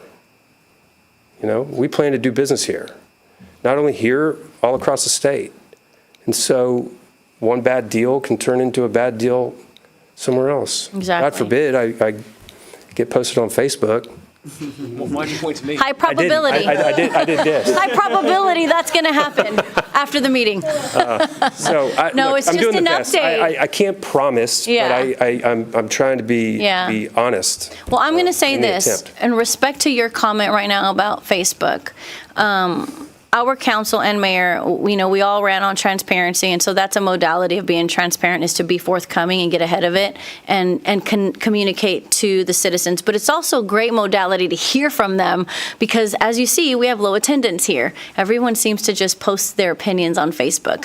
So, hey, at least being on Facebook gives you a real sense of what people are leaning towards. And when you break ground and bring these venues, hopefully everything is good. So I'm rooting for this to be a success. I'm rooting for it because it benefits our citizens, and I'm rooting for it because we have spent a lot of time talking about this.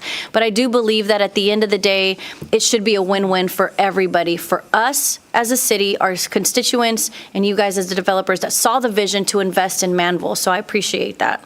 With that, I'm done. Thank you. Thank you, Councilwoman. Hi. Right. So, I mean, everyone has said a lot.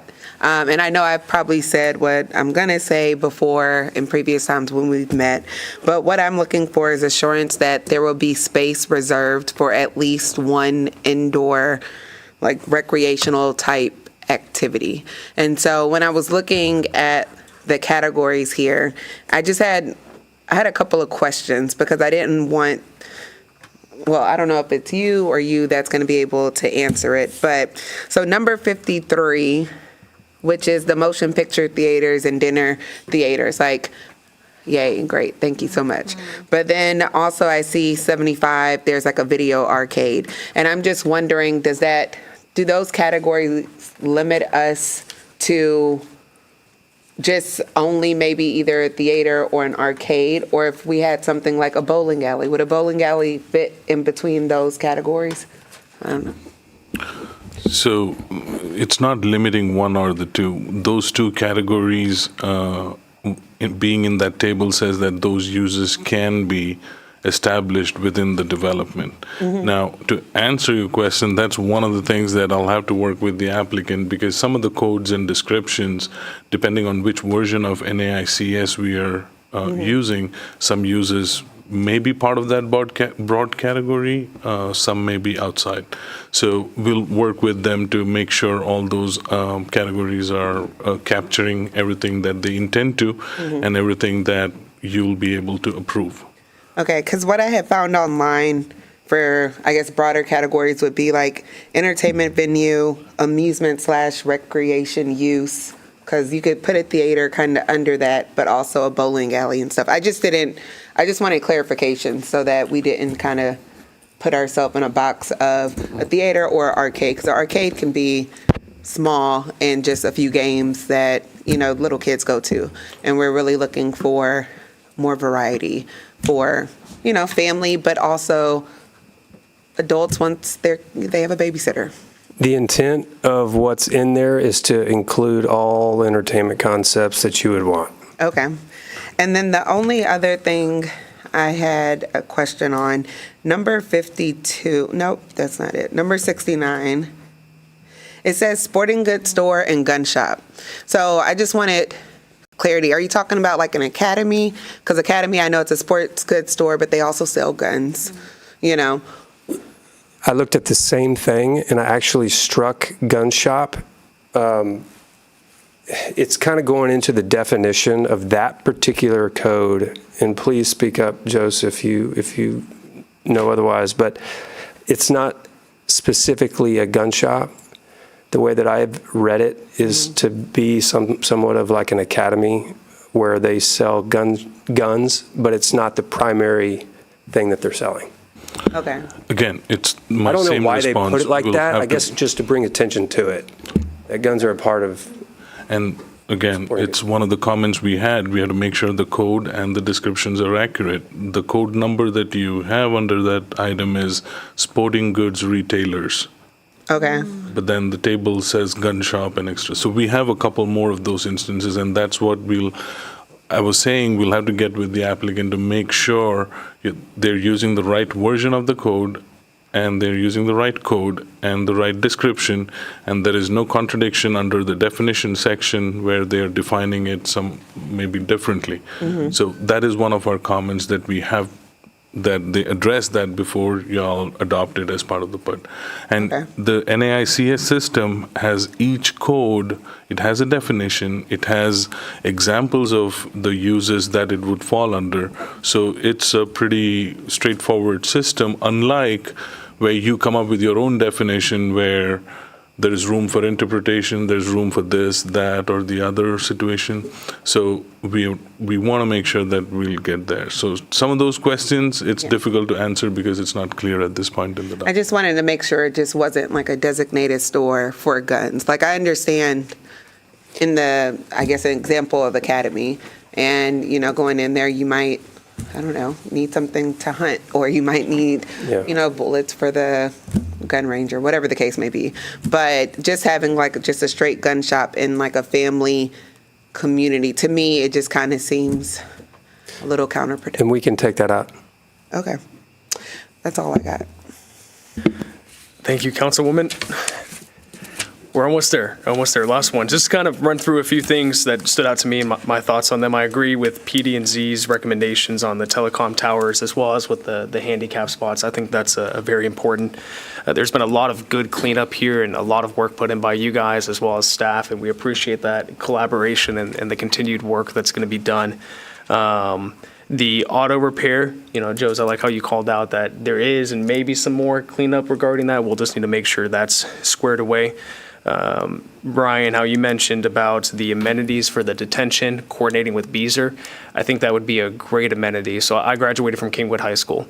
And so having the Greenbelt trails throughout the city where I could hop on my bike before I could drive and get around the city and go to the grocery store, go get ice cream with my friends, or go to the kolache shop on Saturday morning was a huge benefit because it was safe and it gave my parents peace of mind. So having some connectivity there is huge. What gives me concern is when the definition says where feasible.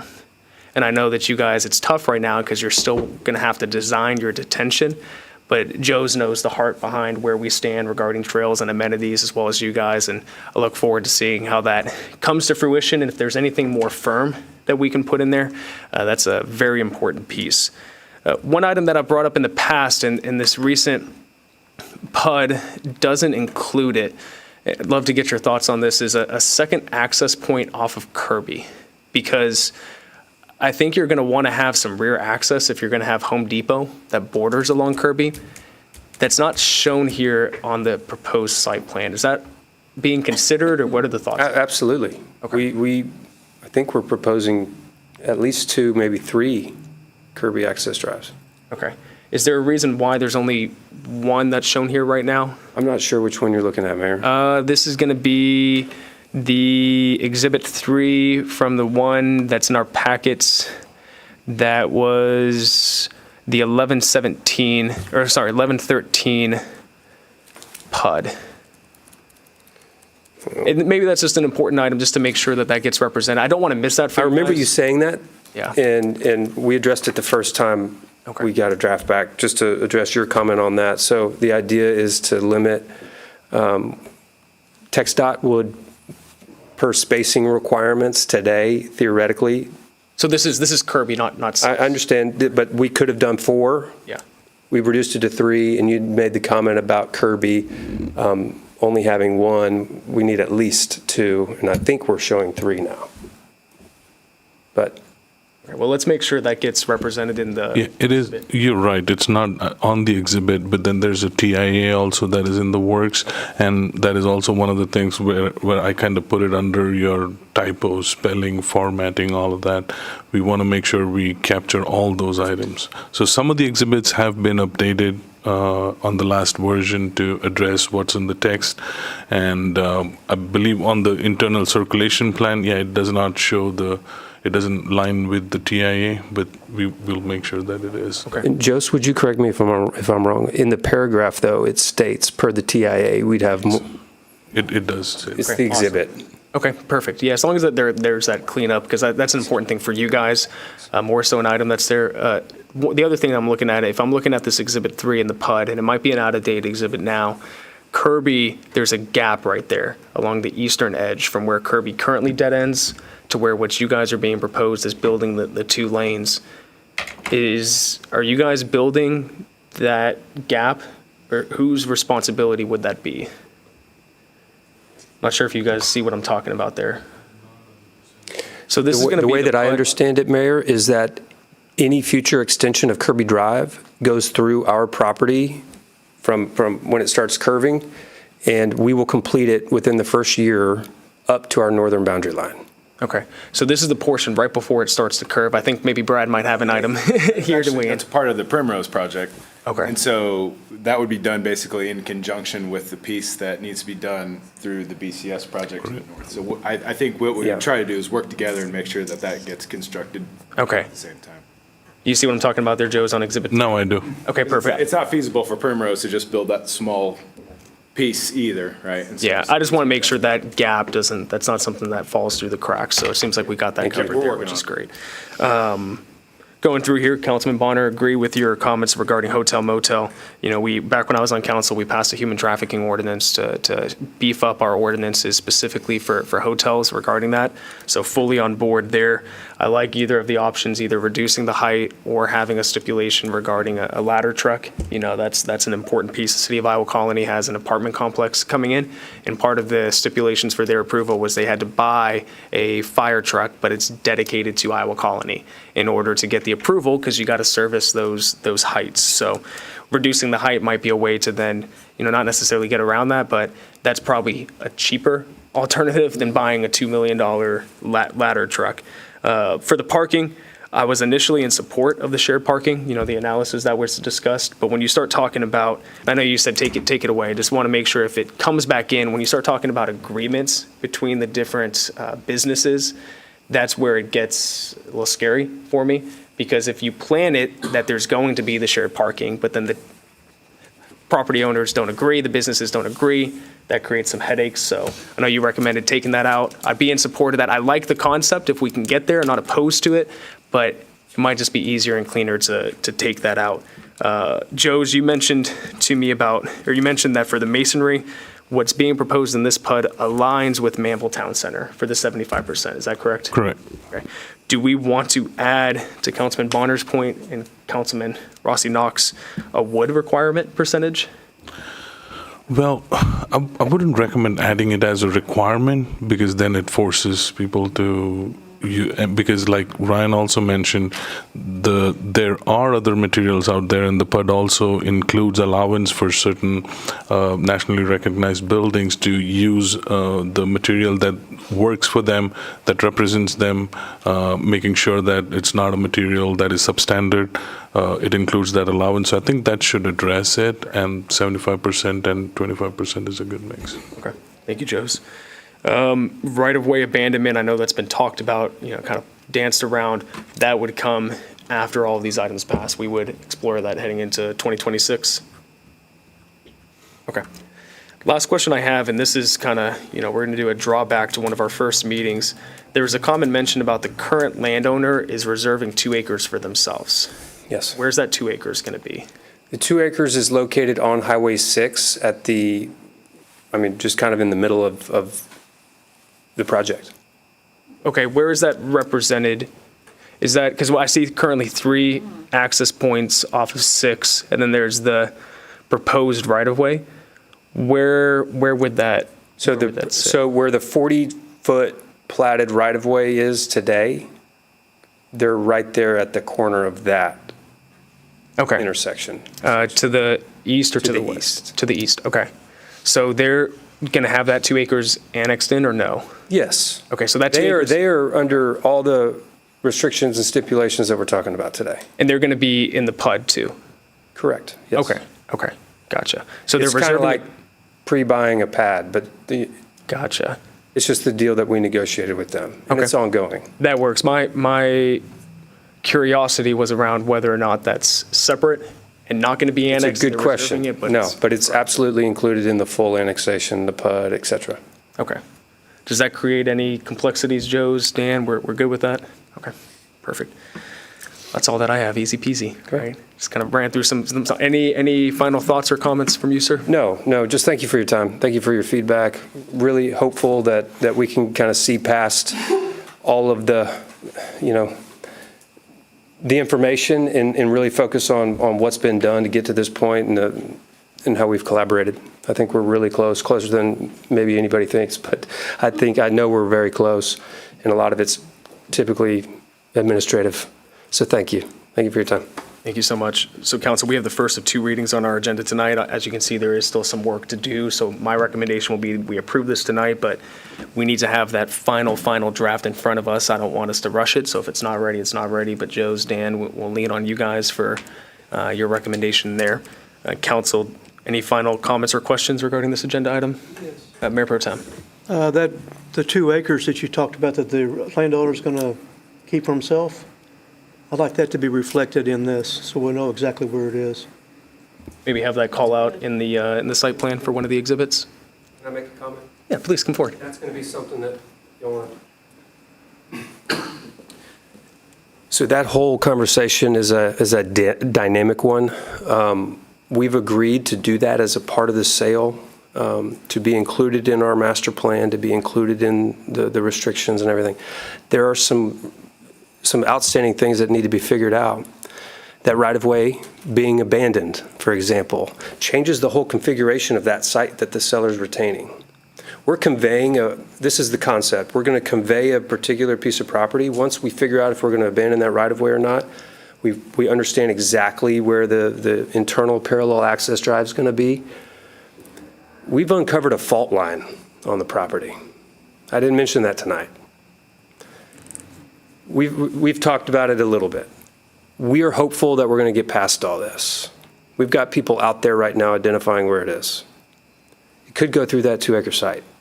So there's just not a way to tell you exactly where that 2 acres is going to be. I think if we could talk about it longer, maybe offline, I think you'd get to a comfort level that they're highly restricted, just like we are, and we're restricting that land ourselves to multi-tenant retail only. That's the plan. And so we may even build that building for them. So I just wanted to make that clear. It's dynamic. It's evolving as to how that particular seller retained tract is going to be configured, because we don't know exactly how it's going to be configured. We don't know how any of those pad sites are exactly going to be configured. To be honest, we've got an idea of how everything is. Does that make sense? It does. I'm sorry if I'm. But, so they're going to be under the same restrictions, guidelines, everything else? We're not going to have a uh-oh come up from the landowner down the road? It's like we're going to... No, we do not anticipate any issues, because whenever the property is subdivided, that's when we'll know the real boundaries. The problem of adding it at this point in the PUD is if for some reason something changes, then it complicates it. You have to go through the process to change it, fix it, and all of that. So our recommendation would be to not reflect anything that is not concrete right now. So like Councilman Bonner mentioned about, if we limit it to one hotel, we're not going to have the landowner come in and say, hey, I want a hotel too. I mean, they're going to have to follow. Okay, thank you. So I've been thinking about addressing the whole land use situation. So I know I heard everybody's comments and concerns about this land use. What I would like to mention is, like Ryan said, they do not have a good, clear understanding on what type of uses may actually be happening on some of these lots, and neither does the city have enough control on, okay, this particular property or this particular corner of the property has to be a certain way without a lot of research or study being done. So what we've been trying to communicate to the applicant is, like, include a broad allowance of land use for general uses that are already allowed in light commercial district. If they are considering any land use for which a specific use permit is considered right now in our ordinances, they can be allowed only if they, like, say, put restrictions on the number of uses that can be put in there, and also some locational criteria, because that's the basis for our consideration for SUP. Is the use good for the particular location? So if they are clear on that, they can put it in the PUD. If it makes sense, staff will support it and explain to you what our basis is for the support. But if they do not have clarity, and like Ryan said, in the future, if they want to consider a hotel or another use, this document can be brought back to the council and amended. And that's what we are suggesting, is like, let's establish a PUD based on whatever clarity we have and set minimum standards that can be achieved, for which they have clarity and the council has clarity in terms of what we need, like the trail system. We're not asking that the PUD capture the exact layout of how the trails is going to be. We're just saying that the PUD include certain minimum requirements of, this is the minimum we can achieve, and we'll meet with the applicant and come up with some sort of a language that covers those things. But I want the council to know that this document right now doesn't have to have the exact boundary, exact blueprint of where the buildings goes, where these uses go for every single use. Like Ryan said, things would evolve. Markets would change. Tomorrow there may come a situation where they may have to consider a land use that is not considered today. And if it works for the city, the PUD can be opened up, look at all the factors that needs to be looked at. If it makes sense, y'all can approve it. And if it doesn't make sense, y'all don't have to approve it. So just wanted to make sure that we put it on record that this is not like we're locking this document for the next 10, 15 years. I mean, they do have an option to come back with different proposals, new proposals to make, fine-tune, make changes to it. Thank you, Joe. Thank you, Mayor Pro Tem. Thank you, Joes. Dan, Manager Dan, did you still have an item, or are you good? Joe's handled it. I was going to recommend that any property ownership gets taken care of at the plating stage. Sorry. Yes, sir. Thank you. All right, council, do I have a motion for this agenda item? Or one? Are we going to take one or two, both of them together? Or Yeah, we're going to take number 3 and number 4 together, yes. Do I have a motion for this agenda items? I'll make a motion. Oh, go ahead. Okay, I was going to say, make a motion to approve with all the additional amendments. Yeah. Everyone. Yes, all of it. There you go. So we have a motion from Councilwoman Roby Robinson to approve 3 and 4 with all the conditions and recommendations. We have a second from Councilman Bonner. All those in favor? All those opposed? Motion passes unanimously 7-0. Dan, we'll make sure to actually have these on the agenda for the next one as well, even with the unanimous approval. So, thank you, gentlemen. See you guys here in 2 weeks. I hope you have a great Thanksgiving. Okay, agenda item number 5, consideration possible action to approve the second and final reading of ordinance 2025-0-36. Dan, Rosie, we'll turn this over to you guys to present to us first, and then Councilman Bonner asked to go first on this item. Thank you, Mayor. Just zoom back in time for a minute. So council put me in the position of city manager in November of 2023, and then we had my first review. It was a 3-month review in February of 2024, and so we identified some some goals and suggestions and things like help organize a staff and council retreat, which we've done. Incorporate retirement health insurance as a benefit. Incorporate a possible 980 schedule for those that wanted to go that route. Continuing education, hire an executive assistant, those kind of things. And one of the few that's still outstanding was to incorporate TMRS updated service credit benefit. So we weren't able to do that in that year's budget. So then it was one that hung out for the next year's annual review. And so I'm excited that we were able to fulfill that goal, because it's a great goal. You heard from some of our staff tonight about it already. I've sent you some stuff over the last couple of weeks. Right now we've got 352 communities in Texas with a population of 5,000 people or more. 352 of those communities, and only 36 of us don't have this as a benefit. I think I showed you some specific stuff in Brazoria County and Galveston County. Certainly in Brazoria County, there are other communities, but they're much, much smaller. They're not the communities that we compete with when we're trying to hire people for the long term. So we were able to, at the last meeting, we were able to move over the funds to secure them as far as a budget amendment. And council approved first reading. So tonight, it's not in the consent agenda because it wasn't unanimous. It was, but it was 4-3 for the first reading. So we've got the second and hopefully the final reading tonight. Rosie, I don't know if there's anything else you want to talk about as far as the actual numbers. We've had a lot of back and forth, and we're happy to talk about anything. I wanted to zoom out to just, I guess, kind of remind us all how we got here in the first place. This isn't a new thing. It's something that we've talked about.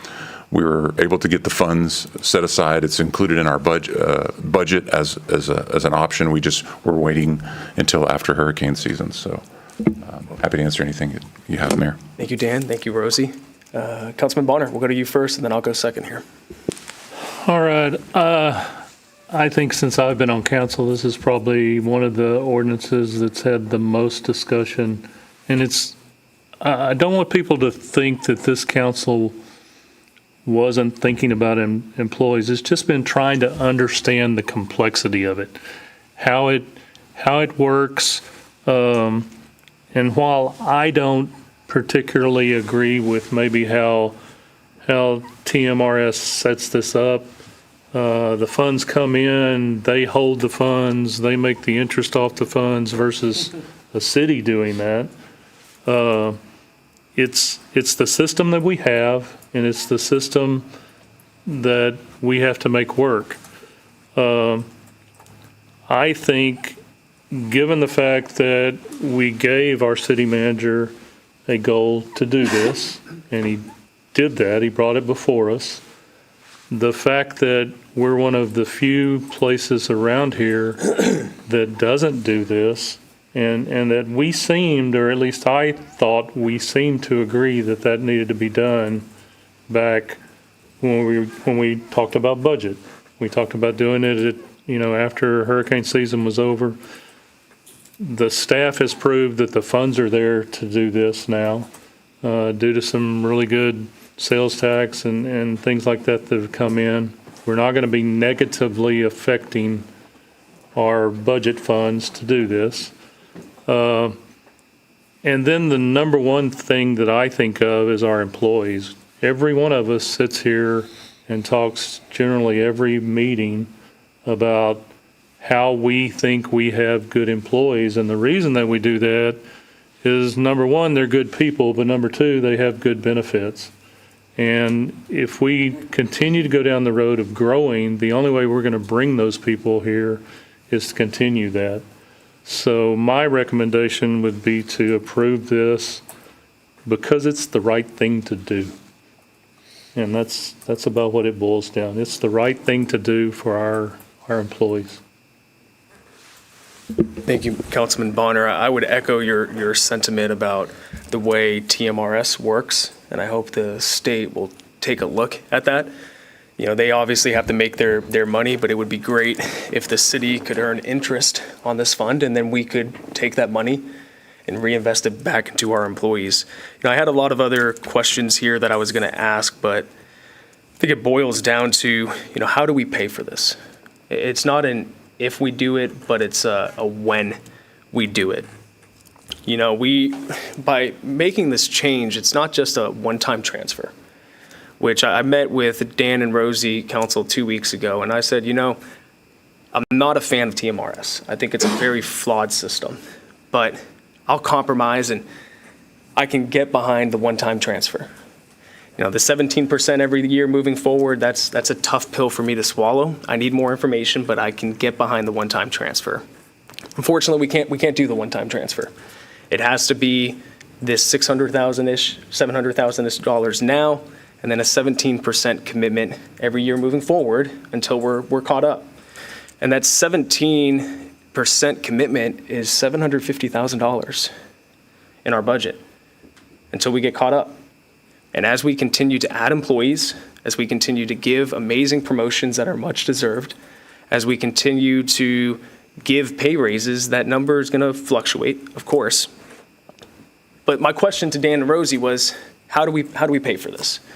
You know, I have the original budget that was sent to us on August 1st. And this budget said we can hire no new staff and no one-time supplementals. It said that from property tax dollars, we will only, at keeping the tax rate flat, generate $485,000 more than the NNR, and that would still put us at $82,000 short.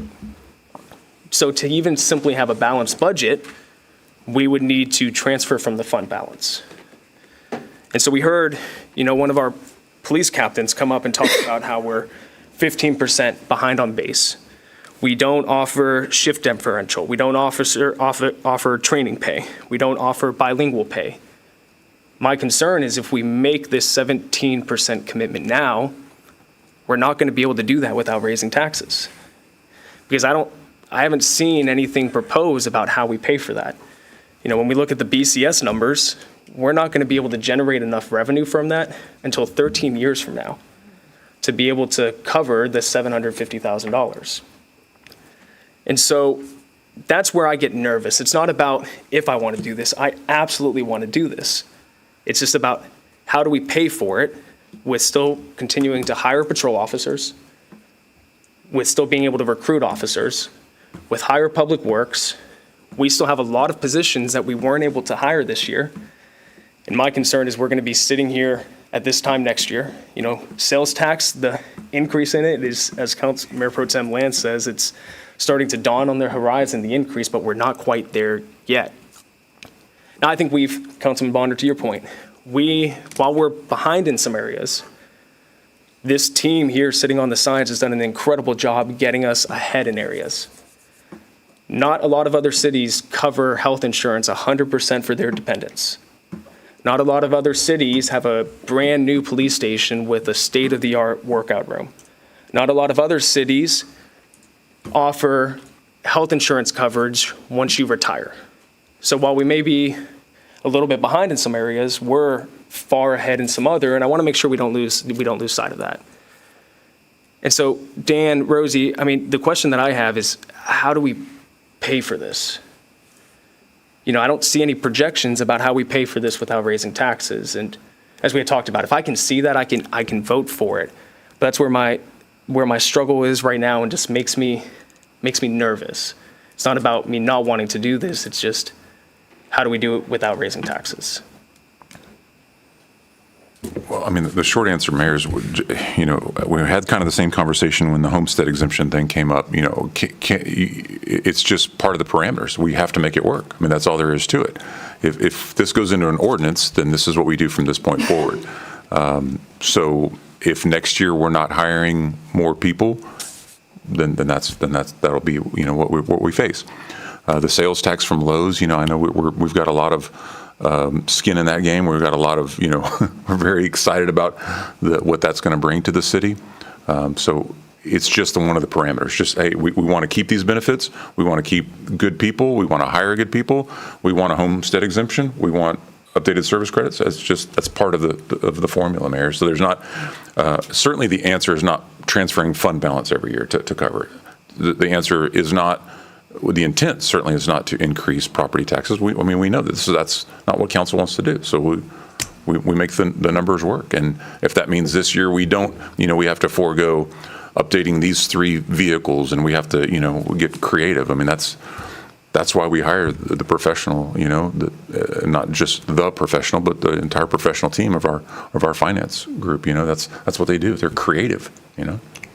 Absolutely. Well, I appreciate that, Dan, and kudos to you for.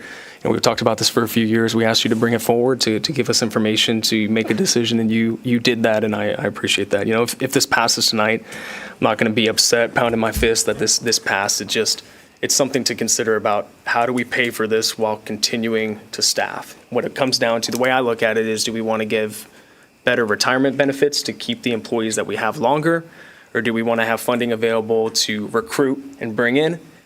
Maybe you can do both. Or it's one or the other. And that's just where my struggle is. But I appreciate the conversation tonight. Dan, Rosie, thank you for meeting with me 2 weeks ago. It was very helpful. I met with Dan today, and just in my mind, I thought it was always the $4 million behind and 17%. But that 17% is what helps us chew away at that $4 million. So it's been a learning experience for me, and I appreciate that. Thank you, Council. Any other council comments or questions? We'll go Mayor Pro Tem, and then we'll go Councilwoman. Okay, and just what you said there, Mayor, on the $4 million, we're not actually behind.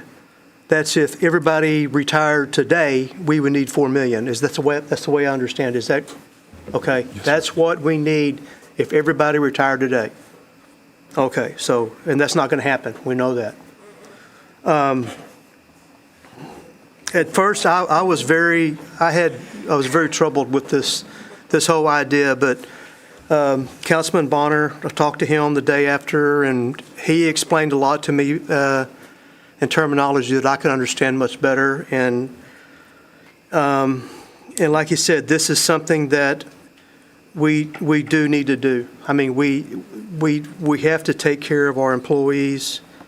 I think I still believe that the investment plan and the percentages is just like really crazy, but that's what it is. I mean, we didn't set these standards, and I think it's a fantastic retirement plan. I wish I had something like that, but I know, Rosie, like the mayor said, $700,000 is what we're looking at this year. Maybe the same thing next year.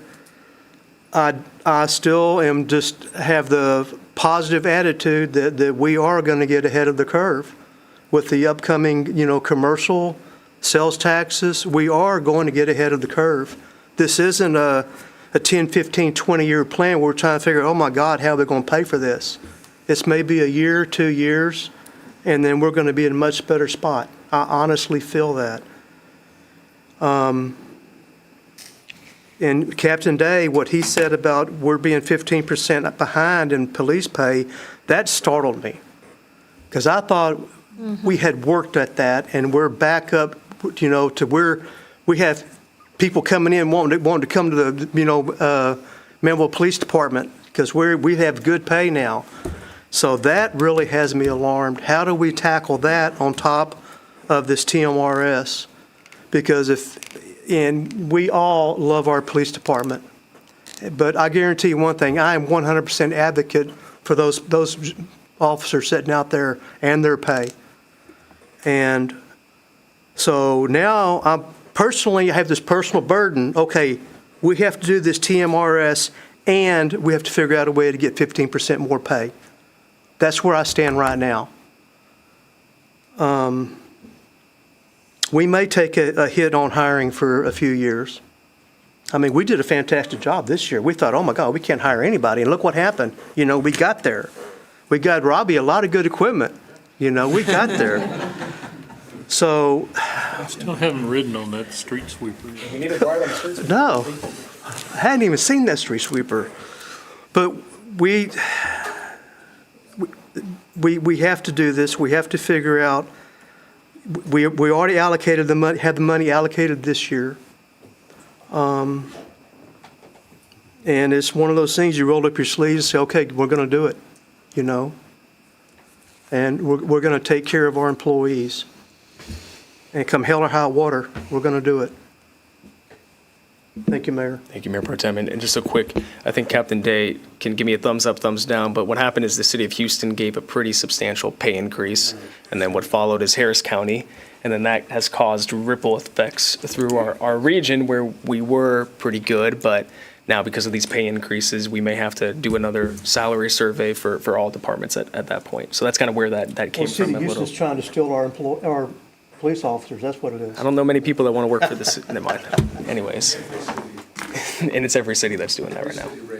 Yep. Councilman Bonner, yeah, let's go. Councilwoman Sarmiento, and then Councilman Bonner will go to you. Councilwoman. Hi. Okay. Couple of things that I like what you said, Dan, and the way you said it was that, and Councilman Bonner, is the way that TMRS is set up is flawed. That's a problem. However, I don't think that we should penalize our officers because of that system being flawed. So the right thing to do is to go ahead and say we will do this while at the same time reaching out to the people and connections we have at the state and saying this needs to be changed and reform that policy because it's not a good one. And also, what we're seeing here is we are having to play catch up because of irresponsible decision making or someone not having the spine to say, that's not an offense to anybody, just saying we need to make these decisions because it's the right thing to do. Now, maybe that wasn't there financially in the past, but we are here today, and I think that we must take care of them. We've talked about this. I mean, every time. We value our police force. We've shown that every single time you guys come here.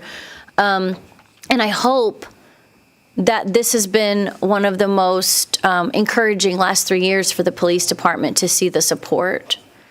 That is something that this council, I can't say just me or anybody, us united, have really stepped up to the plate to say we value our officers. So with that said, I'm in favor of it, and unfortunately, it is what it is. But I value them, and the culture, we cannot afford to sacrifice culture because of that. Because the moment they feel like they're not valued, they do start looking out. That's just employee psychology. We've all experienced that, I think, in our experience as employees. But I also have a lot of faith and trust in our team here, like echoing what you said, because they have shown time and time again that they meet those goals. We say, hey, figure it out, and they figure it out. They have not dropped the ball on us, really, in any big milestone where we say, you guys got to figure this out. They really get behind the scenes and they work hard, and that's a testament to you guys. So if you are fighting for this, then you are responsible for this, right? And I agree, maybe we just pause until we get our finances in order with the new building, with the benefits, with the pay increases, and now catching up, right? Responsible stewards do that. We make better decisions, not for our children, but our children's children, and that starts with taking care of you guys now. So I'm hoping that we can put this to rest and that we can just move on and say we did what we did and we did the right thing. And so you guys have my full support. So thank you. And thanks, Mayor, for putting it like that, because that helped me understand also the 4 million and having that conversation. So I appreciate that. Absolutely. Thank you, Councilwoman. Any other comments or questions from Council? Councilman O'Clicker? Real quick. So, Manager Dan built a spreadsheet showing the last 20 some odd years of Manvel. And Manvel went through some financial hard times for a long time, and not to kick around past councils, because there's some very solid capital stewardship that was in play and got us to the position where we're at today. So I could understand, they deferred making this contribution because they were trying to get us on a solid financial foothold. And I think they've done that. And it's time that we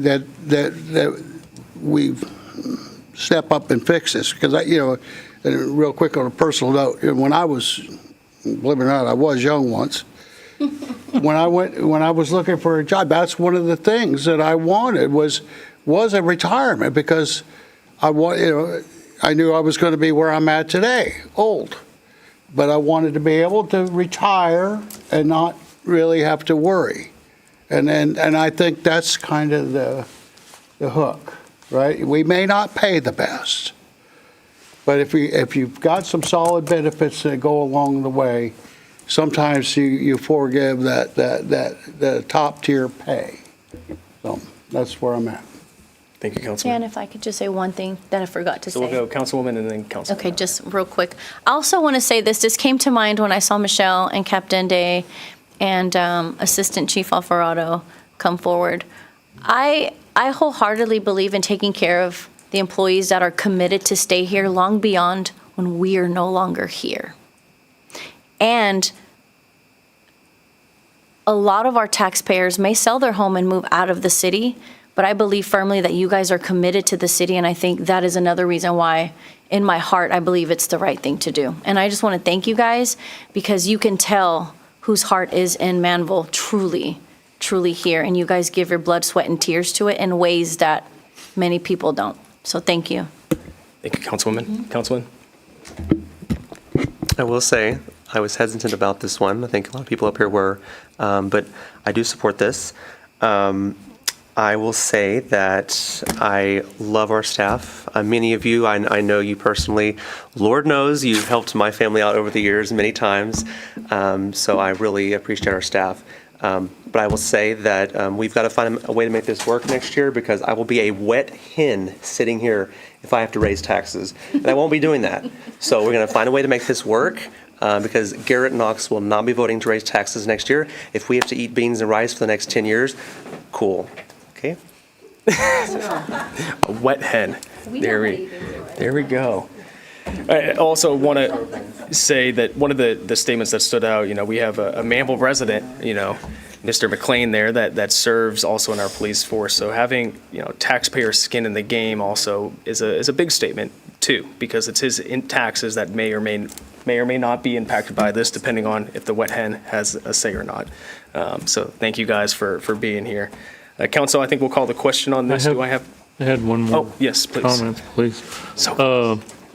I want to make sure you talked about doing this survey, and one thing about our benefits, while we may be 15% low in pay, I'd like to see the number come more out about our total compensation package. Where do we stand in that? There's bound to be a dollar number that we can put to giving benefits and everything. While I understand pay is one part, the insurance, the medical, all that kind of stuff has a value to it. And I'd like to see us, kind of take this survey with that in mind so that we can make good decisions. I also want to make it clear that this whole discussion isn't about just the police. No. Y'all happen to be the major ones here tonight, but we have just as many people in Public Works, in Rosie's group, in Chad's group, in Joe's group, Tammy's group. Everybody here is an employee that we think the most of.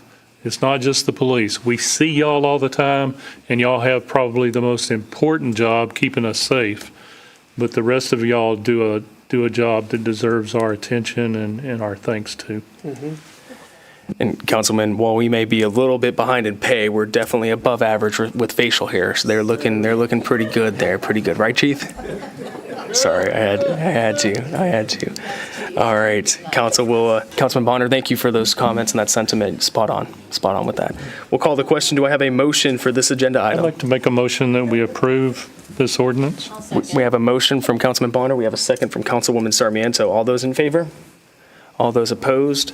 Motion passes in a 6-1 vote.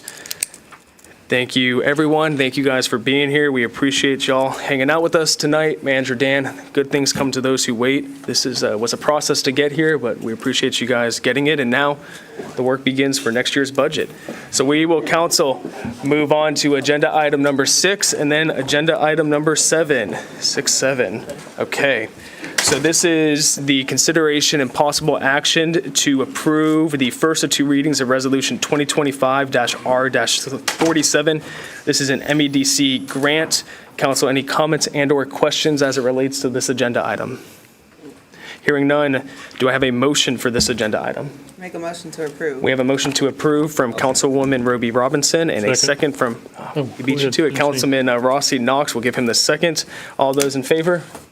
All those opposed, motion passes passes in a 5-1 vote. Thank you, everyone. Bobby and Tammy, thank you for your support of our EDC. Agenda item number 7, after 6, we go to 7. We have consideration and possible action to approve Resolution 2025-R-48. This is the BCAD Board of Directors. So we put forward our 2 people previously, and now this is where we get to cast our 22 votes. Correct. And I wish I had bios for those individuals that are on the ballot. I don't. The ones you put forward is on there. The other ones, a few of them you may know. I don't. You have 22 votes to cast. The larger cities, the higher your population, the more your votes are. Sometimes you'll get pulled from other cities to put your votes with theirs. We did not get anybody asking us for our votes this year, so you can split your votes up, or you can give them all to one candidate. There's 8 individuals on the ballot. I can read their names off, or if you've got your packets open, you can see those names as well. Thank you, Tammy. Councilwoman?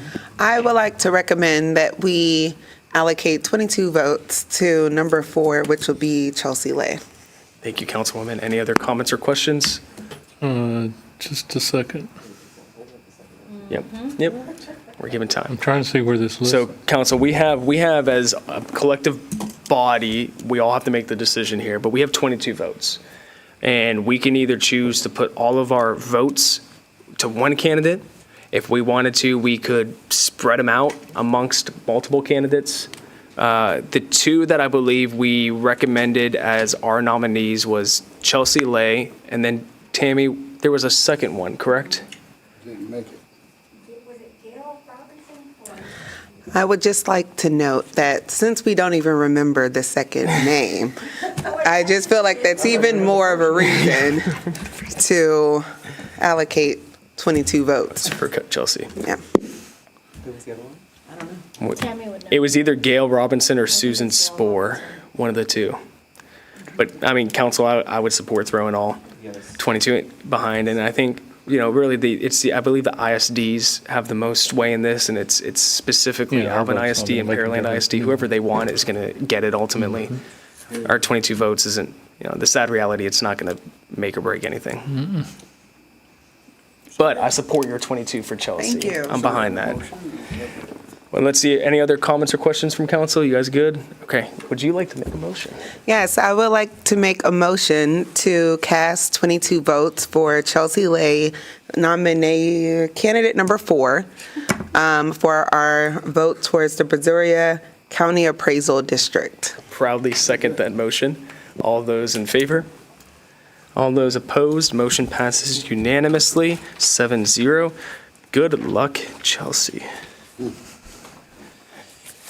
All right, council, the last item tonight, this is consideration of possible action to direct staff on the following: artificial intelligence governance and ethics policy and a street and sidewalk fund policy. I'll kind of introduce these items, let staff weigh in here, open it up to council. But council, what we like to do whenever we have potential policies that people are going to put time into drafting, we want to make sure we have the council green light on those. One was discussed at the last meeting was a street and sidewalk fund policy for whenever, especially we have funds being escrowed. The other actually came from a seminar that I attended at the TML conference. And we are all big proponents here in Manvel of utilizing AI and our assistants. And they recommended that establishing a governance and ethics policy, just like we do with any processes and procedures for our different departments that we have, every department has them, is the right path forward. We want to support and encourage it while also make sure that it's used in a right way and not a nefarious way. There is in your packet an example that was provided. This is not by any means what we would need to adopt, but it gives a framework for some considerations there. And so, council, we're just looking to see if you would support drafting these, having staff work on them, and then if anybody views one of these with particular interest, you could then be involved in helping to draft it. Staff, any comments that you guys would like to add first before we open it up to council? Mayor, just that it's a timely discussion. We're in all of our professional fields, we're coming across these same issues, same concerns. Other cities are going through this right now as well. It's a great tool to complement, can be a great tool to complement what we do, but it can't replace the human mind, and it certainly shouldn't. So how do we use it? When do we use it? Just an overall policy, I think is absolutely appropriate for all of us. Mayor. Thank you, Manager Dan. Councilman Bonner, did you have? Oh. Nope, okay. These are going to be policies. Correct. Not anything drafted into ordinance, but policies that staff would follow. Yeah, and Chief just reminded me, PD already has an AI policy that they've worked on. So yes, the intent right now is for policies, internal working policies. It very well could extend to a council policy. When is it appropriate to use AI at the council level? When is it appropriate to use? So I don't anticipate this being an ordinance necessarily. Who knows what the future holds, but we're talking about more procedurally right now. Right. And Councilman Bonner, what I've even seen in my professional career is drafting policies for this specifically around confidential information. Like ChatGPT, when you load things into it, it shares it to the broader network, we'll say. There's a setting that you can turn it off and you can just keep it isolated to yourself, and it doesn't share that, but it also doesn't get fed information externally. We've been pushing towards Copilot because it's isolated to just your network, taps into SharePoint. It's a great tool, but providing some direction and clarity around that is helpful. I know Councilwoman Sarmiento is a big proponent of artificial intelligence to an extent. I back her. And so there's a lot of good that can come from it. There's a lot of negative that can come from it. So just making sure we guide people in the right direction is the thought there. Councilwoman. I have reservations about AI simply because I confront it so much in the workplace and even on social media, and people are not taking the time to put their own thoughts and words and their brain. And we have found time and time again where clients default to it, and then you have ChatGPT talking to ChatGPT, and they're just responding and copying to each other. That's not okay. The other thing is, yes, your AI searches are very available, especially if you copy and paste them. So there's people who do research on that, and you can see that. So that's not a bad thing if you are prompting it with your information and it is you and you are asking it to help craft it or whatever. It's still you inputting that. However, I do have reservations where we lean on it too much, because what I don't want to see is we depend on it in a way that it fires people, right? I think we should utilize it for efficiencies. I think it should be used to reduce costs, but not at the expense of the human brain, period, no ifs, ands, or buts. So that's my stance on it.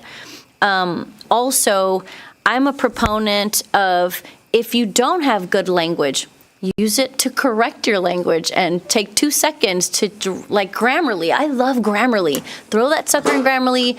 There's no reason why we should not send out an appropriate email nowadays. So that's where I stand with that.